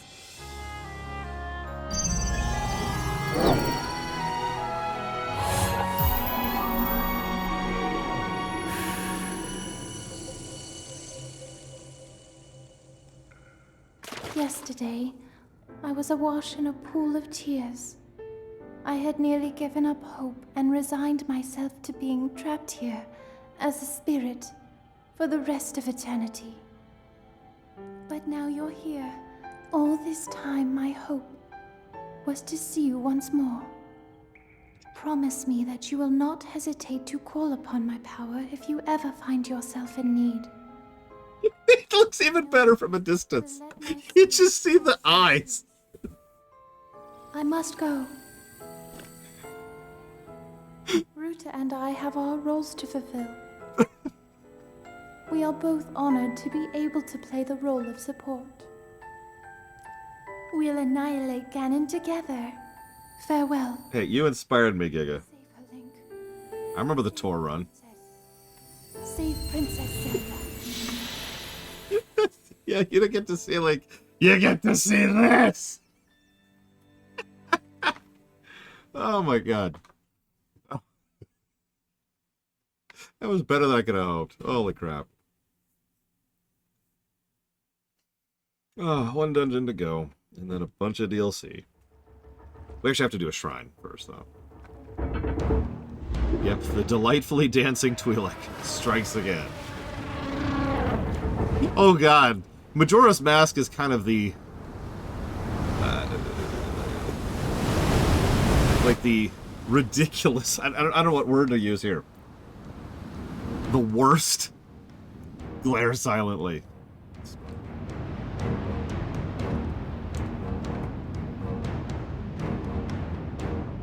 Oh, Evo, you missed it. You missed it. It was great. I'm dead serious. Holy crap. I can't believe you missed that. Go back and watch the VOD from like 2 minutes and 40 seconds onwards. Just right after we finish the boss. Oh, wow, that was great. Yes, it was the most romantic scene in the game. Yeah, I'm not even gonna ask how that thing went under a dam. We're at Magitech levels, whatever. This thing shouldn't even be able to move.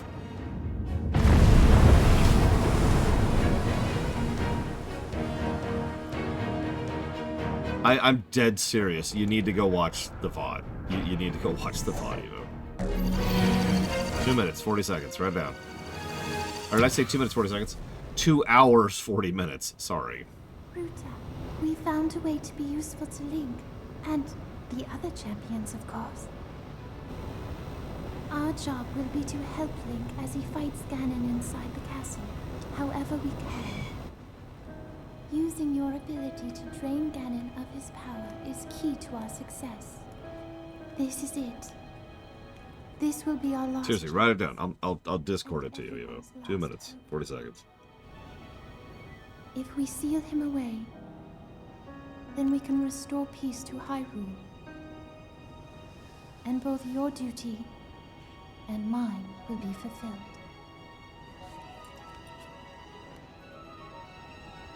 Father, are you well, I wonder? I want you to know I have always followed my heart. I'm sorry I made you worry. I wish I could see you again. Didn't even see Link for some strange reason.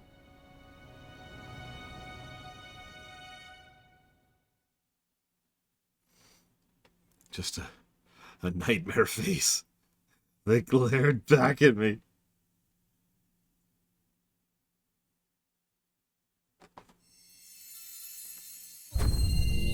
Surprise!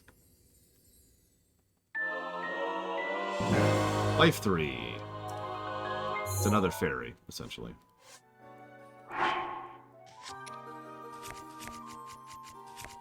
Let's put on some real armor. Or actually, we're gonna need the Ruto suit.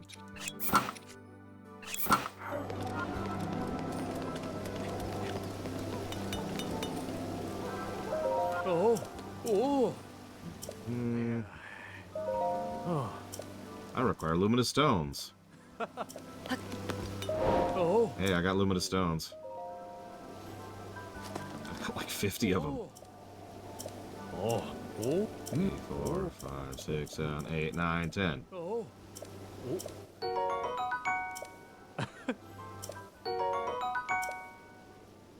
Ooh, that's a tough one. Let's go with the tzatziki, pita, and Greek chicken burger.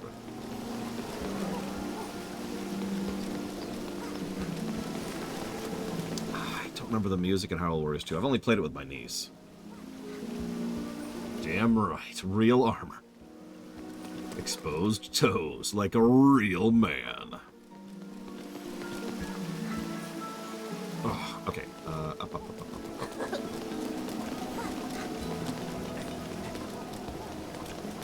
I mean, I imagine Hyrule Warriors 2 will score pretty well, even though it does something I don't like.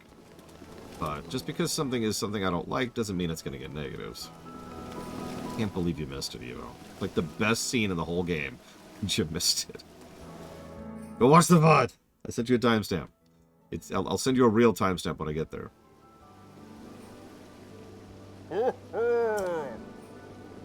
I've been awaiting your return. Yeah, alongside everyone else, apparently. The downpour stopped. The threat ceased. All a little more than a bad dream. You appeased the thing. We're all thankful. Here's a piece of weapon that you'll never use because it'll break in 10 seconds. We're all grateful. Thank you. Please forgive me. There's the chest that gives the thing that we don't care about. I see you already have the Master Sword, so that might suck. And you, Sidon. As your father, I'm proud of you for fighting alongside Link. You have grown much recently. You'll become a worthy heir. When you marry Link. Alright, maybe just grin.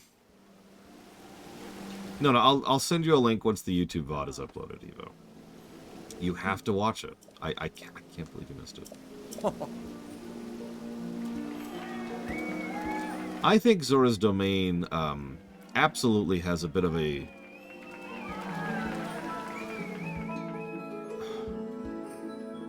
I don't know what word to use. Blur is the wrong word. It doesn't use its color well. Like, I look at it, and it's actually legitimately hard for me to distinguish because everything is blue. Like, everything here is cold colors. Yeah, lack of contrast is exactly what I'm going for. It's actually hard for me to see and navigate because of that.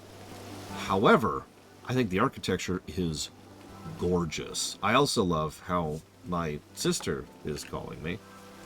That's one of my favorite things to have happen.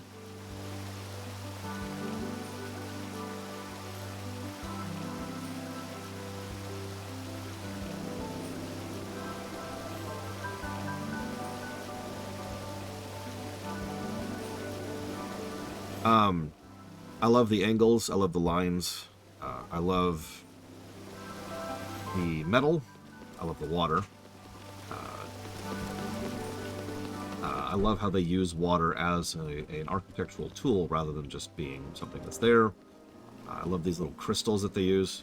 Okay, I need you to go into a loading screen.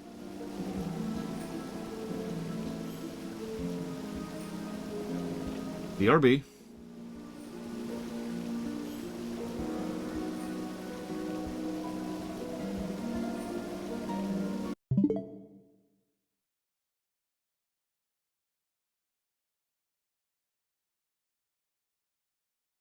So when does a regular joke become a dad joke? The moment at which it's terrible. When it becomes apparent. Apparent. Parent. Yes.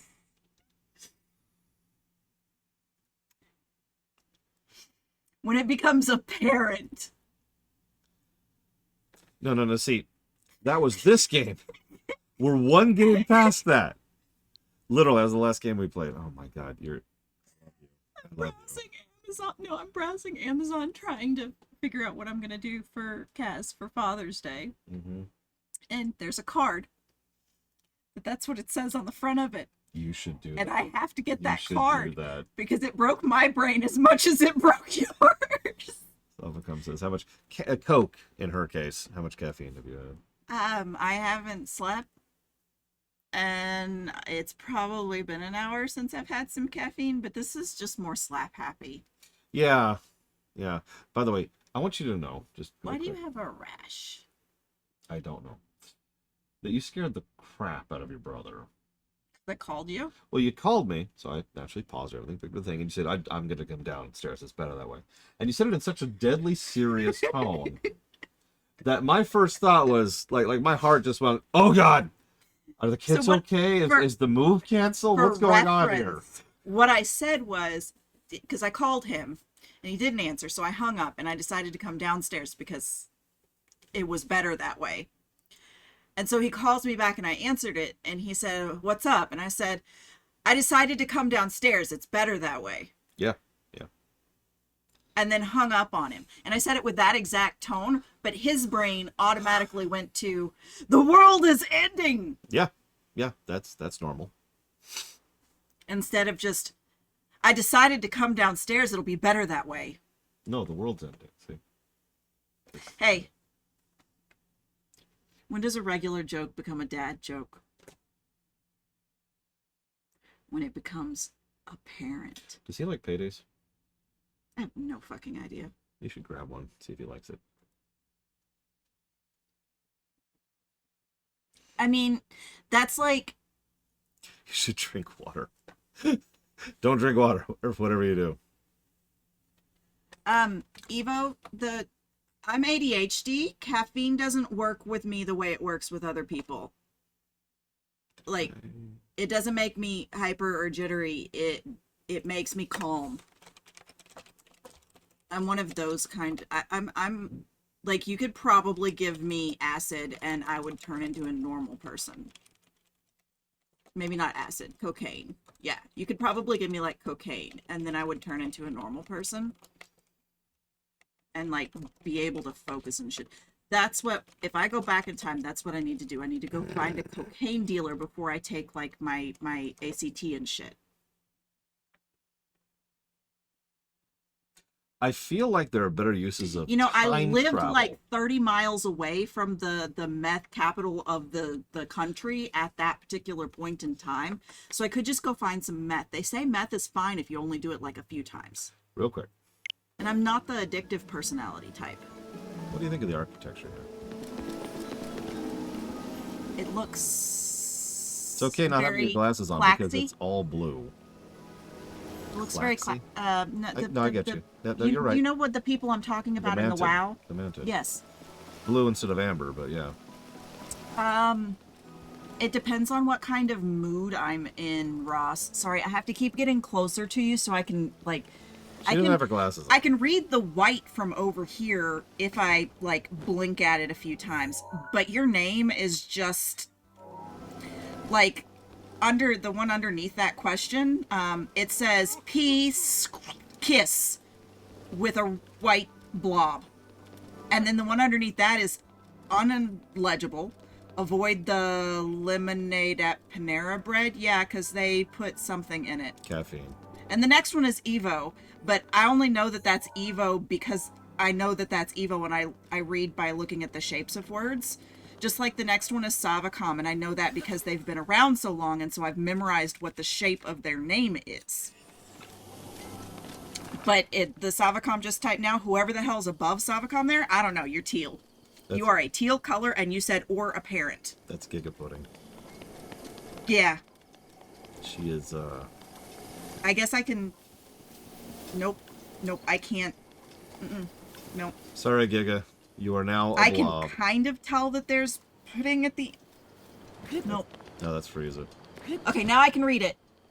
It's like all of a sudden, I get right here and everything is in focus. Yeah, unknown. That one's... Unknowable name. Yeah. I'm guessing then it's Giga Pudding and then something that their name is blue and it looks like their name starts with the word blue, and then there's Pillars of Snow. And I don't know why I can read that one. Apparently pink is not... I was about to say. Oh, because it's 'cause red. Yeah. Yeah, that's why I can read Reaper just fine. Yep. If the light doesn't diffuse as much.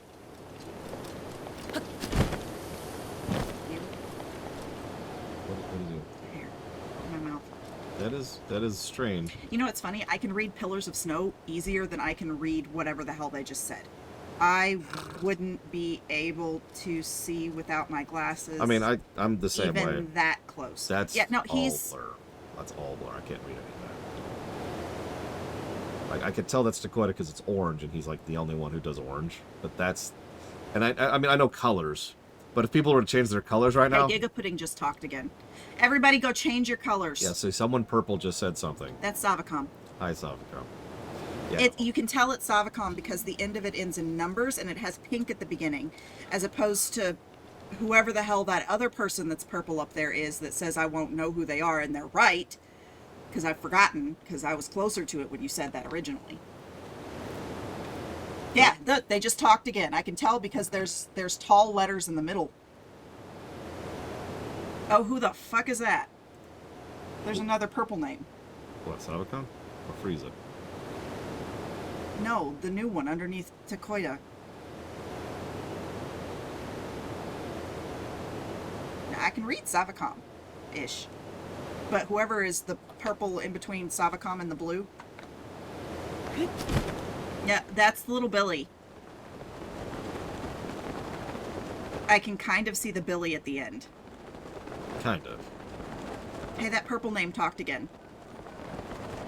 You see, it's the purple name. And then there's Zar. Zar's easy. Is that really what it says? Yeah. 387? See, I couldn't see that. She doesn't need her glasses. She's doing dad jokes. That'll just make it worse. I haven't slept. So I don't need my glasses because if I put my glasses on, everything's in focus and then I won't feel tired. That's Boom. No, Booth. Yeah, that's Dawn. Does anybody know Hi, where Dawn. Ruta is? She's gotta be like up here. Oh, that is. Okay, we're okay, we're okay. Ah. Nope, that's Tumbo. What do you want? You have a weird face. Hey, there's another green name that I can't. Is that Trihexia? That is Triaxia. It is weird that I recognized Trihexia. I can't tell what any of those letters are, except I think it ends in a 7. But just looking at the shape of that green blurry blob, Trihexia, I was able to figure out who the heck you are. I still don't know who that purple name is. Who? That's this. They've talked like 4 times. Who's that? Okay, so I've understood the problem now. That's Ect, Ah, and that is not purple to my eyes, which is why I kept being it's thrown lavender. by that. What did you think it is? Blue. That's not blue. That's lavender. That is. I have issues with blue. Ross and is now violet. pink. Yep. Ross wasn't pink before. Yeah, I can't see Ross anymore. He's gone. Yeah. See, so the one above the purple is a pinkish purple, but that's a bluish purple, and then that's like a tealish, not quite teal, more aqua. Evo says hi. Hi, Evo. It actually is automatically assigned. And that's a different name from the light. Those two are the same color, but that's not the same name. But if you set it to a specific color, it'll always be that color. Otherwise, it'll actually change every time you pull up Twitch. That looks like Rex something. Ha! I can read it this time. It's Savacom. Well, by read it, I mean I can read the shape of it.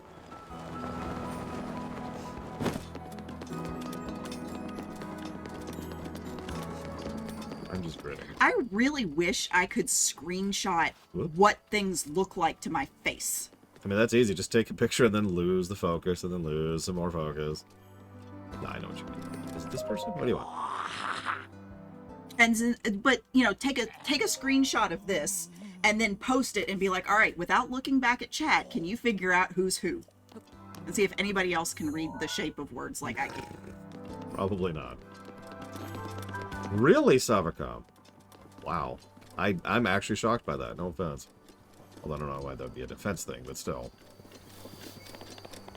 Although then again, I didn't realize until we were doing the Trek lore run that they actually call Savik Savacom in the movie. Okay, Once. I'm going away now. Bye. Bye. Bye, stream. They probably will say bye in like 20 seconds. Yep. Yeah, no, you did tell me that. This is a minute ago, obviously.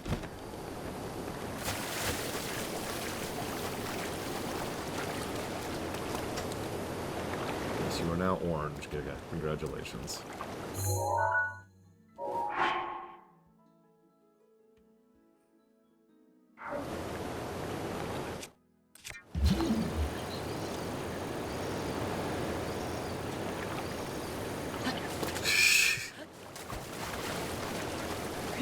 Now you're purple, Act.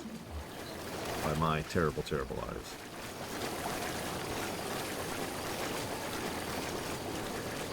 Looking for the spear, which, you know, fell over the edge. It's just, maybe I just read that wrong. If you find the spear and create the accidentally drop the spear used in the champion's area off the bridge. Oh, dang it.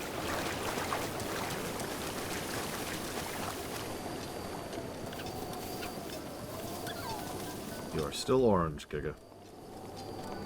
What's really funny, to emphasize the random thing about colors, so I have my own plugin, right, that pulls chat directly. But sometimes the plugin and this will disagree on which color people are. So, very rarely, but sometimes someone will be like, hey, I'm color such and such, and I'll look, I'm like, yeah, you're color such and such, and then, you know, it's different color here on a separate plugin, which is pulling the text for the VOD. And so people were like, hold on a second. I know you're colorblind, but damn, dude.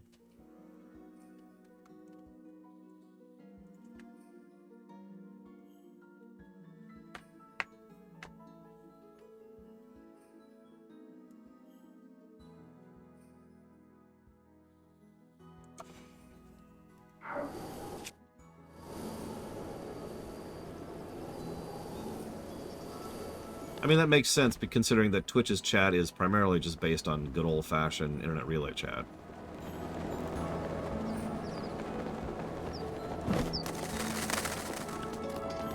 So, it would make sense that each iteration is pulling its own color.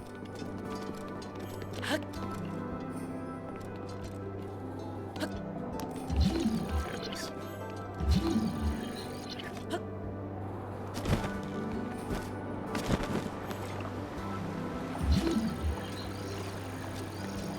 Way out there.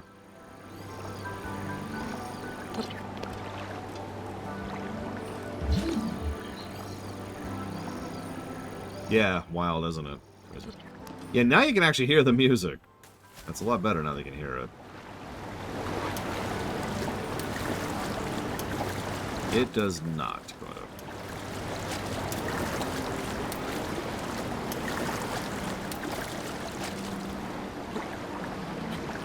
Yeah, I guess we could ice platform. I was gonna bulk wrap it. Whoa! Okay, maybe we do have to ice platform. Also, and I don't want to admit this for the second time, but I forgot ice platform exists because it is such a worthless ability in this game. I'll do it from the other side. It does, Ross. Yes.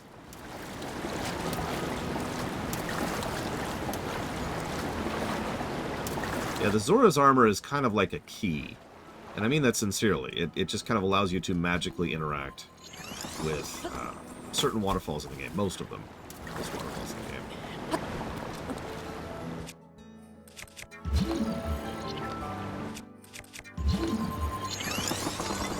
And yeah, having an honest-to-goodness Majora's... Zora mask from Majora's would have been really cool.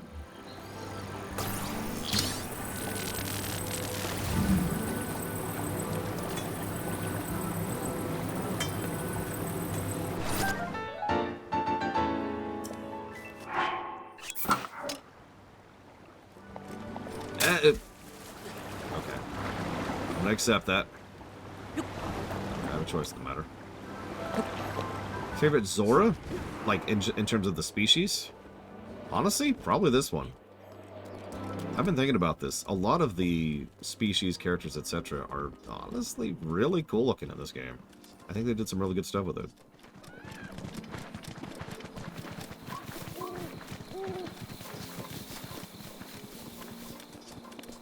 Really, Frieza? That's funny. Ah, whatever. Well, thankfully, nobody actually cares about story in games. Ah! I spit on it. This is a Nintendo game, sir. Although there has been... I talked about this during the Mario Wonder Run. There has been a push towards more narrative in Nintendo games at Nintendo lately. And I'm hopeful that that's going to lead to good story and not just story. Because, as with all things, story can be good or bad. I did that way too early. And died from the attempt. Alright, let's load what we just did. Ugh. Yeah, exactly. Other M had a lot of story. But for those of you who don't follow these kind of trends, believe it or not, Nintendo actually drifted towards story for a while there. In fact, we talked about that during the Mario run just last year. they had an era of when they were really trying to actually build some kind of a narrative for their things. And then right about when the N64 hit, all of that just kind of stalled and or just stopped dead. There's a reason why Mario 3... hang on. Mario 3, World, and Yoshi's Island all connect with each other pretty solidly, and then Mario 64 is just completely on its own.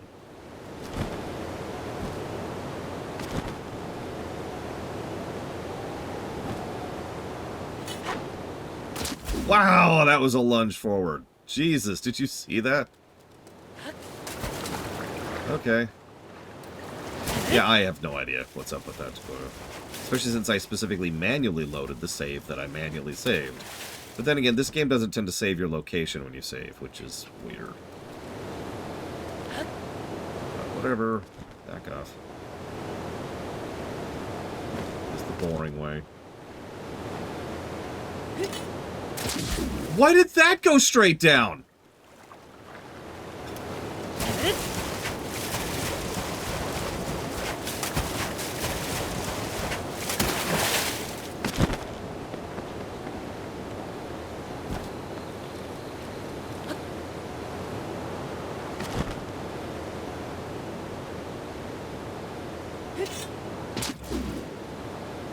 Give me my shrine. Figures like one of the last shrines would be the one that would piss me off so much. God dang.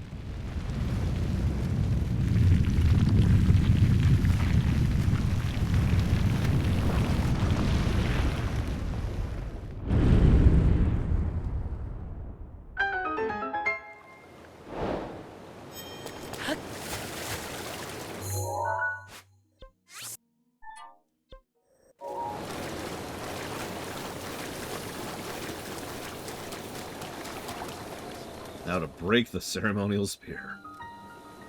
Actually, really quick. Since we're right here, and those are right there. I need to do that too. Someone remind me to do a thing after this.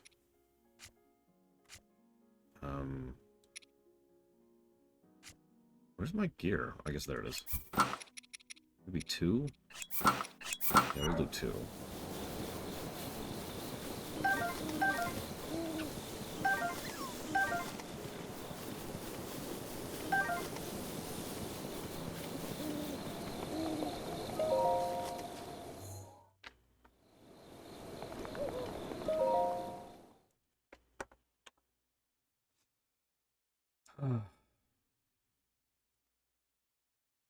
Yeah, there's no way we might beat the game today. We'll definitely beat the game tomorrow.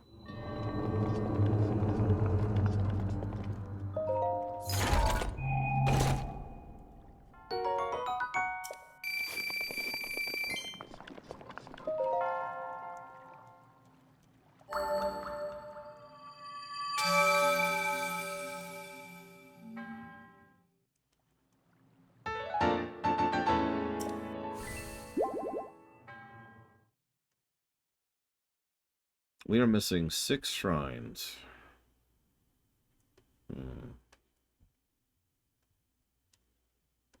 Or, more accurately, we're missing 4 right now.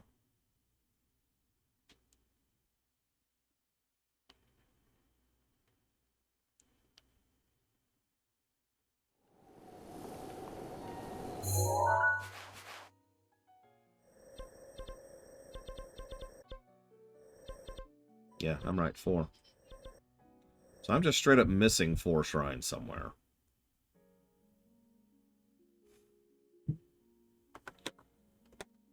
Well.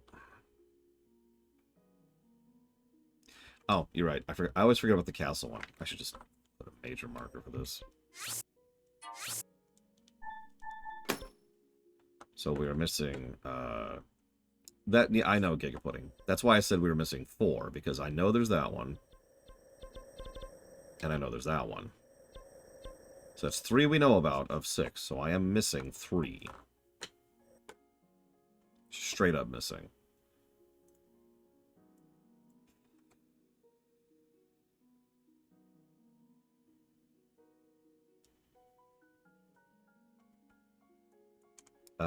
You're right, I am missing one right there. Right here.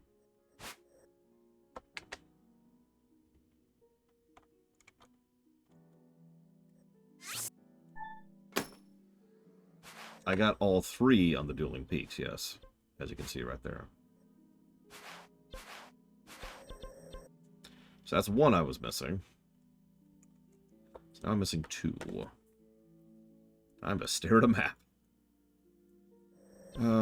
Okay. What's really frustrating is the map I have also counts the DLC ones. So that can be really irritating to visually, mentally parse. It's like, oh, there's one I'm missing. Wait, no, I'm not. Actually, I am missing one right here, though. Right here. So it's 2.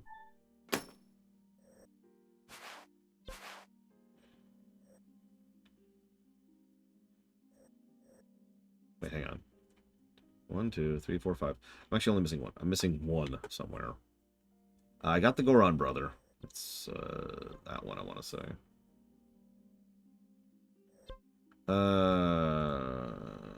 Oh, there is a thing to hide DLC content. Yay! Okay, that's a lot easier.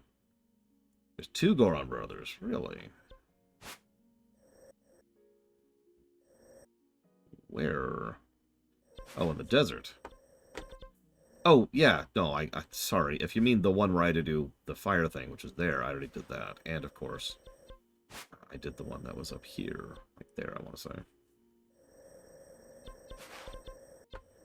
So I'm missing 1 somewhere. 1, 2, 3, 4, and then 1, 1, 2. Get off my screen.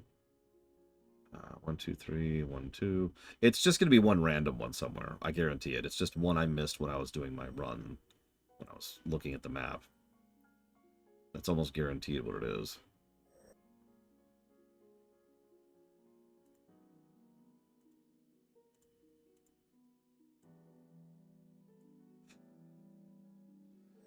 There's those 3. Those 2, those 2, those 2. That 1. That 1, that 1. Oh, hang on. I think this is it. I think this is it right here. I think that would be all of them. I think.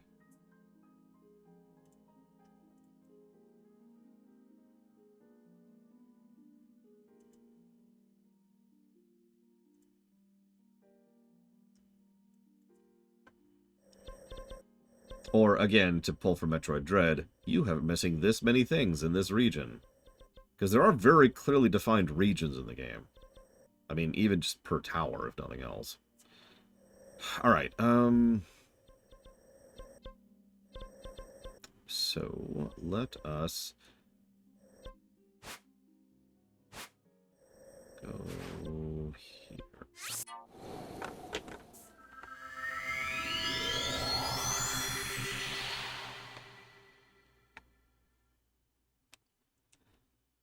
Yes, I did forget to do a thing.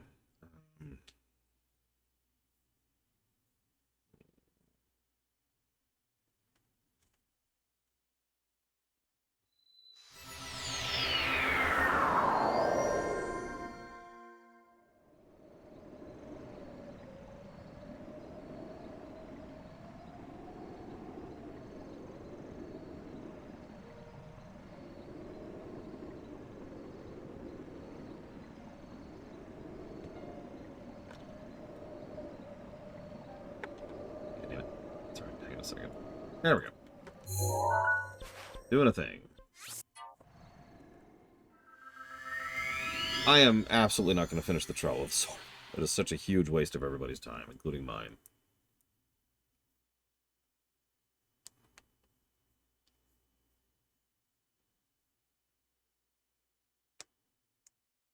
I would say I could do it during my off-camera time right now, as much as I love playing a game. You know, as much as I love working through lunch breaks. But believe it or not, I have another project I've been trying to get through during my lunch breaks, which I'm not going to tell you about just yet. I'll tell you about it later, don't worry.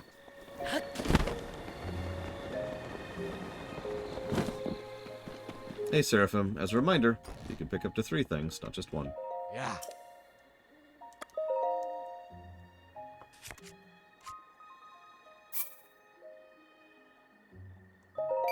Ah. 2 should line that up better. Whoa.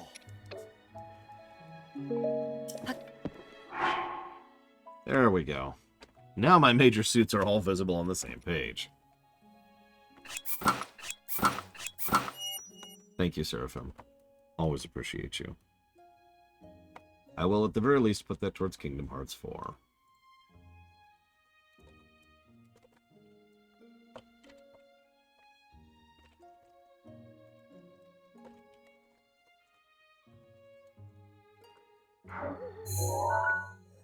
Much better, Giga.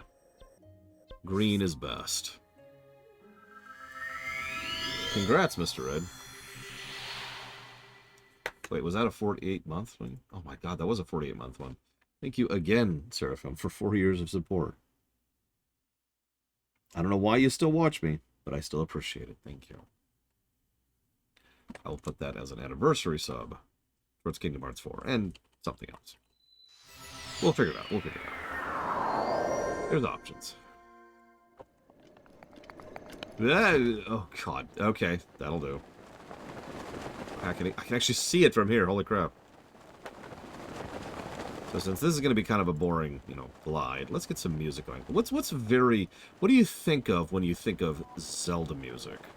That's right. You think of the Blood Moon. Apparently. So we'll play the music as soon as the Blood Moon is done.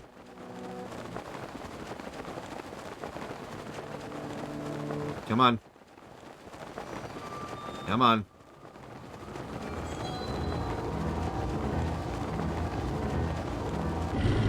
There we go. Oh, nice, Brigman.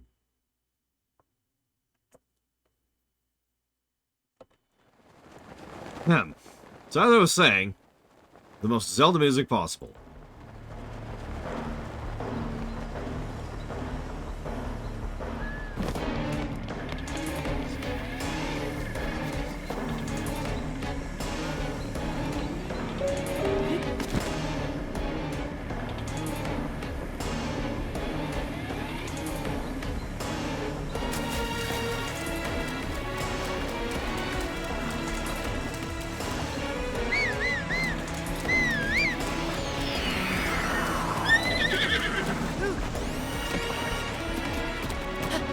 I'd say bonus points if you get extra return, but this is too easy. Too many of you will get this immediately.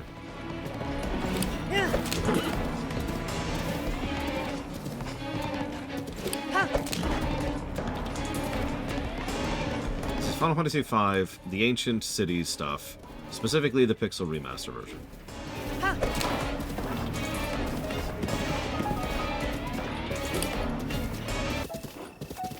What is this nonsense non-music?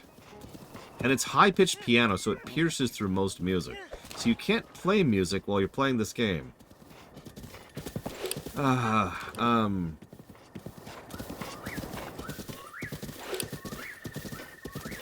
No, I would still say that's probably something I would lean towards act, but then again, the real information I would need in order to comment on that act would be to play Tears of the Kingdom.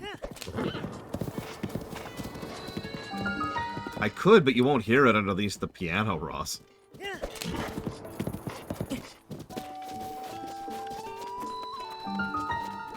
Uh-huh. Oh, I do, act. No, Giga. I mean, it's a damn good song. I actually agree with you completely. Very, weird song to have playing in that game.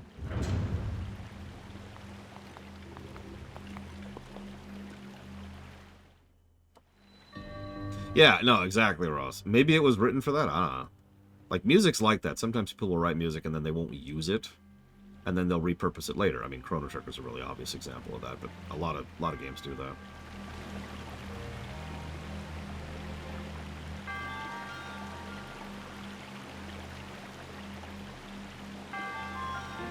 There it is.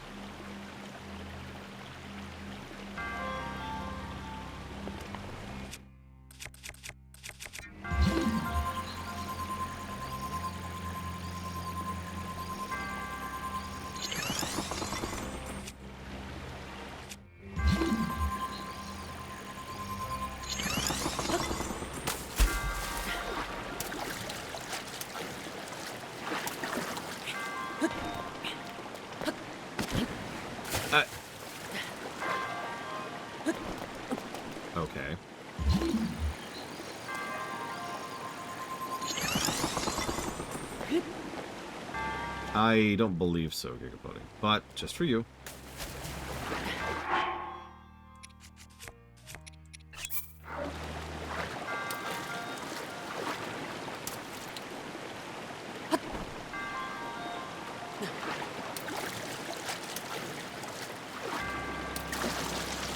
Yeah, it's a pretty hard no. Clever. If I was the GM, I'd probably let you get away with that.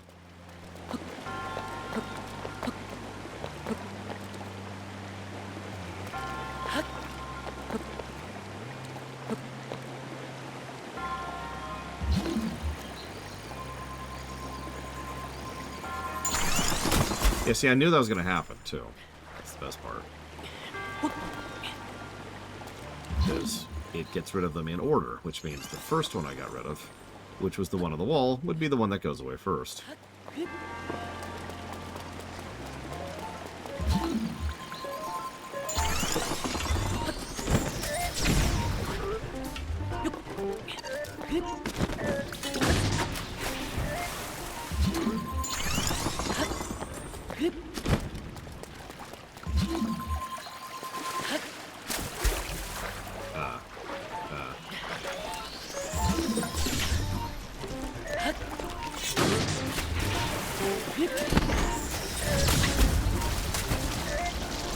Game? Okay, that was just... I couldn't even tell what happened there. Camera was just like, no, you're dead, boy.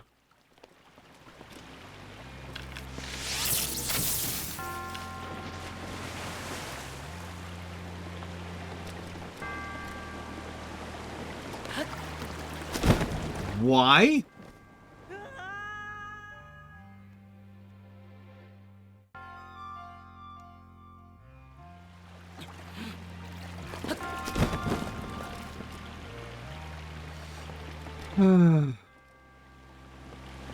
You know, I've probably said that more in this particular run than most, Snake Eyes. And I say that a lot. Just in general. I do that in real life, too. Like, if the car starts to have issues, I'll be like, game.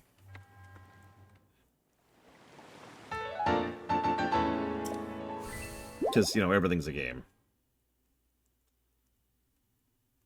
I start to have issues with the computer game.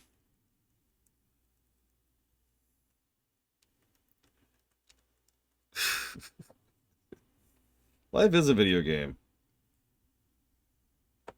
We must cheat as often as possible. It is the only way.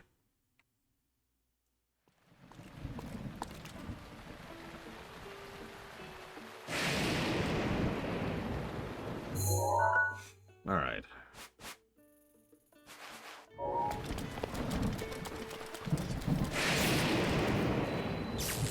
Really?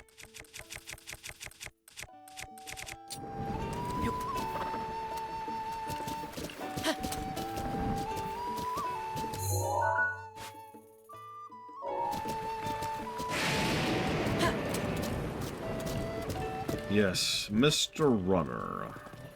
It seems you've been living 2 lives.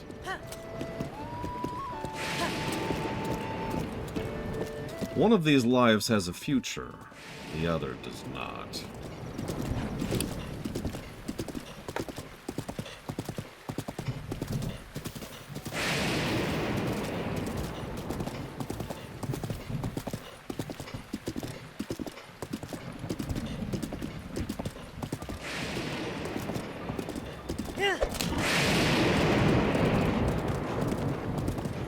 And we're dead.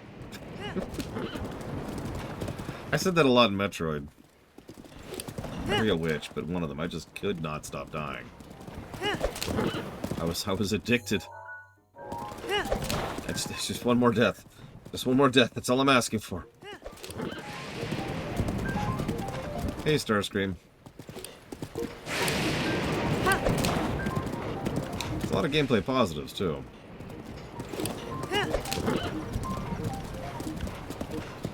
That's true. We have finally found an actual use for the horse. I believe this is the 3rd total time we have actually gotten real use out of the horse.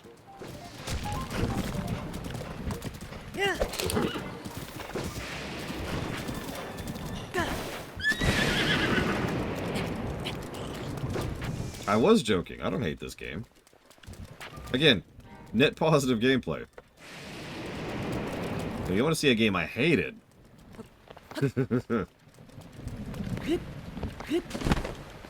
I got plenty of games down there. Go watch Starfield. That's a game I hated.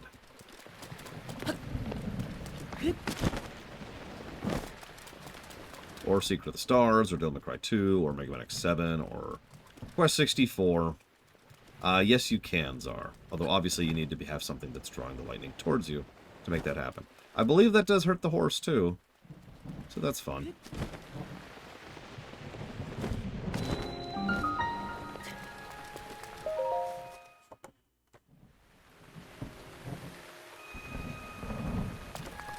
Or Metroid Other M. Oh, sorry. Yes. I'm sorry, Starscream. So that was a joke. The whole point of the joke was that I figured, you know, usually we do the worst game first. We're actually not doing that here. The whole point is that we're trying to get Breath of the Wild out of the way because it's a colossally huge game. And we need to spread it and Tears of the Kingdom out, right? I mean, honestly, picture playing this and Tears of the Kingdom side by side. So, that's it. That's the joke. Hey, it's the worst game. Ooh, it's a dumb joke, I admit it. No, the worst game will be Zelda 1.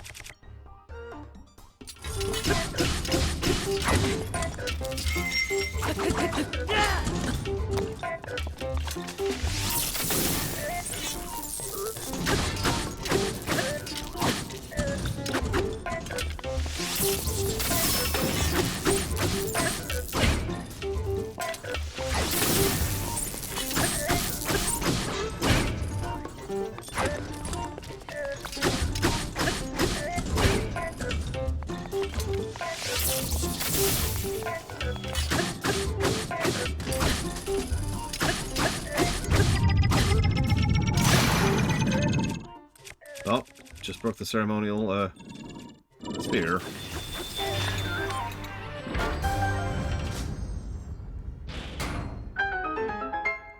He gets a kiss in Zelda 2. And none of the others.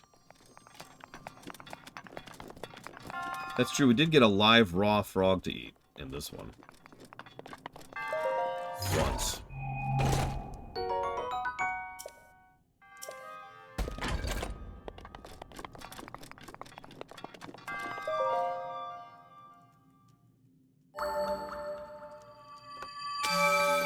Yeah, take notes, Mifa. Frogs. He apparently puts up with it for some reason.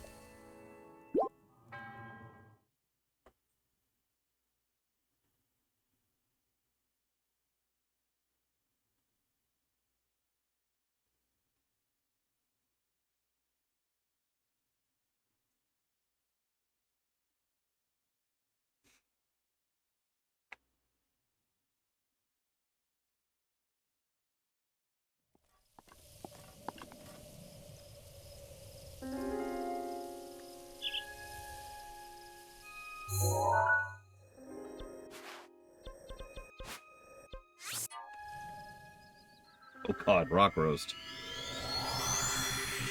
That's, I mean, it's not the most terrifying thing ever. I can think of worse.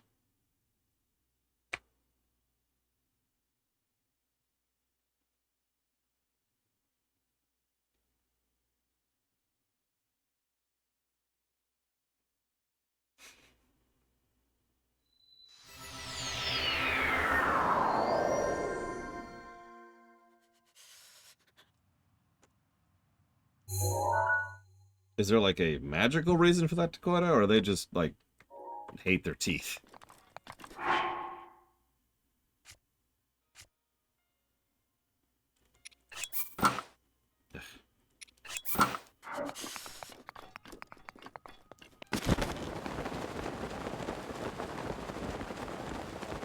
So here, make it up to you.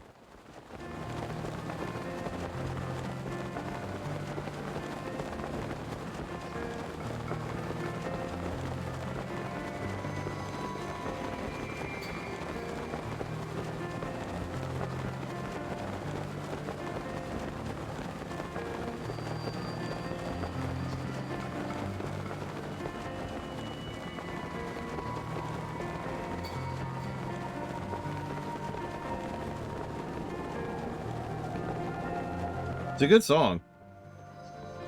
Unlike most of that game.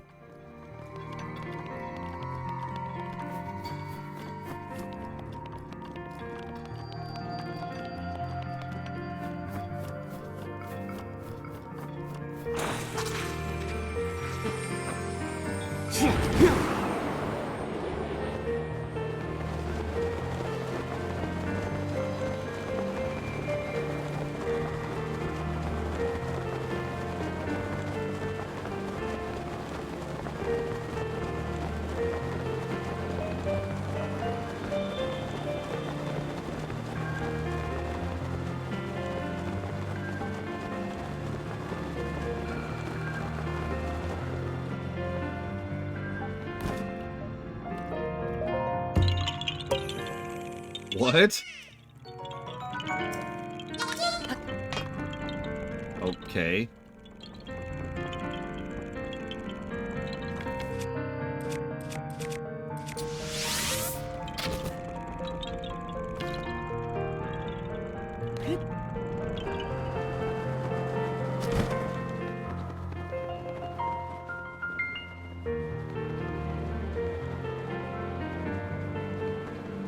Yeah, hence my reaction, Gigapudding. Like, what? I wasn't even doing that on purpose. I just saw the interact button. I'm like, okay, what's here? I figured it was going to give me a description of, like, the weather vane or whatever that was.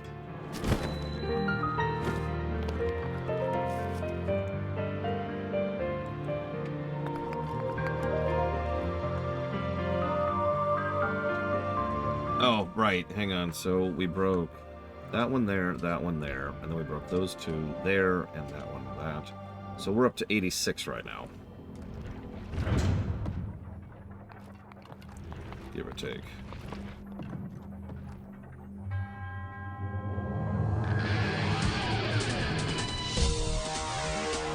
Yep, nope, this is the shrine music.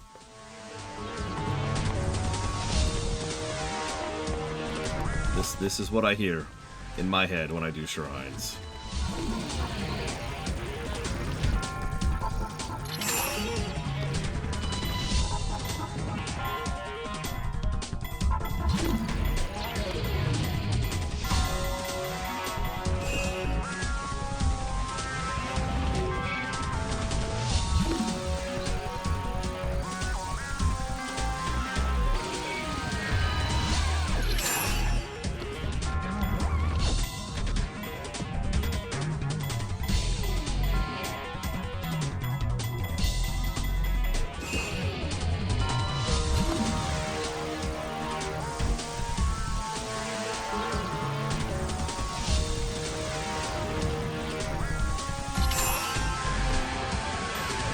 Final Fantasy X too, played to all.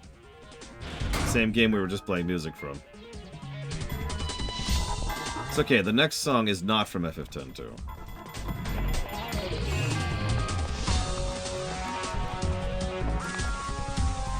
Yeah, this is the good boss song in 10-2, also known as the one that plays the least. Not a joke.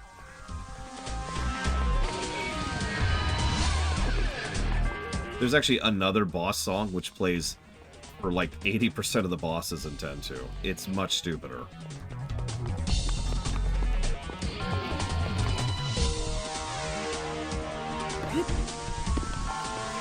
Yeah, no, that'll do that, Blade Jamal.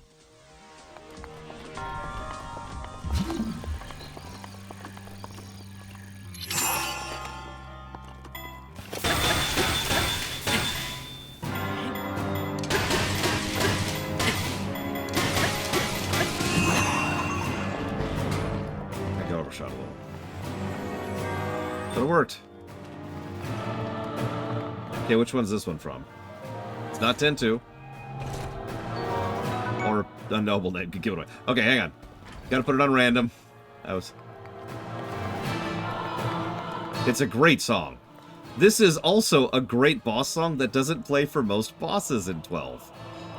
This is generally the song that plays for the Espers, and I believe there's only 2 mandatory Esper fights in the entire game. So, people tend to miss this song. It's a great song. Let me put it on random. There we go.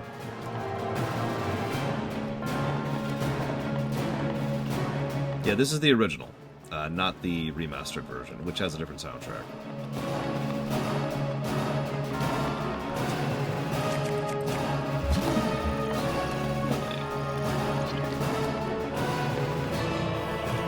Anyways, okay, so random... Too easy. Too easy.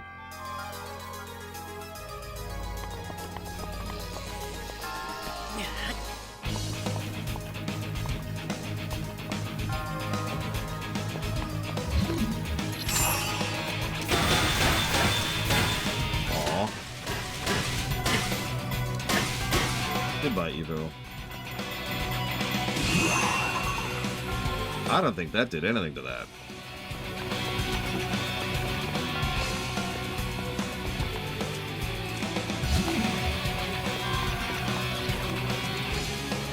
Oh, wait. Oh, it did! It was just really slow. Wow. Okay. That...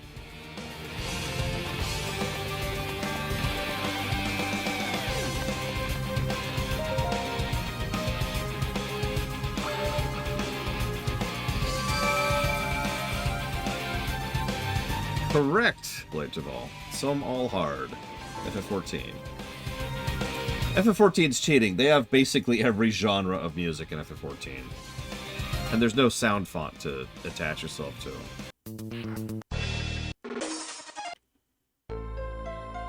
Too easy. Too easy.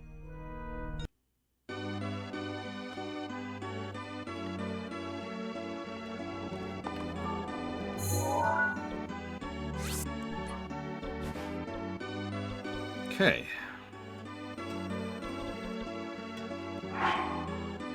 Yeah, no kidding, Pillars of Snow.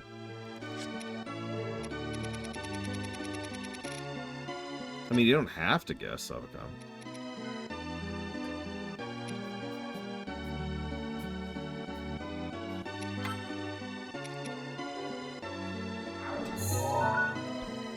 Correct. This is the not yet fixed town song from FF Mystic Quest.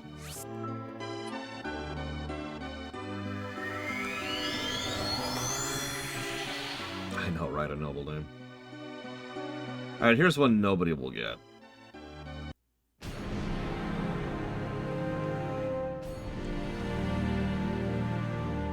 Sound font should give away the game immediately, but that's because they use only a very small number of instruments for this particular soundtrack. So it's really distinct.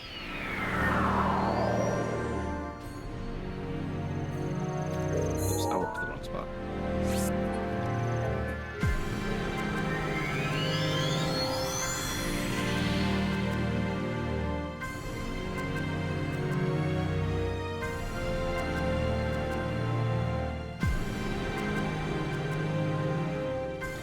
Final Fantasy 13 is correct. The sound font thing probably gave it away. There's some good music in 13, but it's a little samey. It's probably the only downside of it.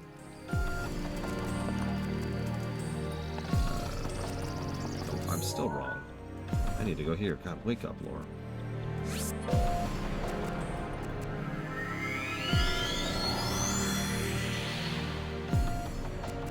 Oh yeah, I guess I should do that lunch thing. Yes. I guess I'll do boring lunch stuff then. Sigh.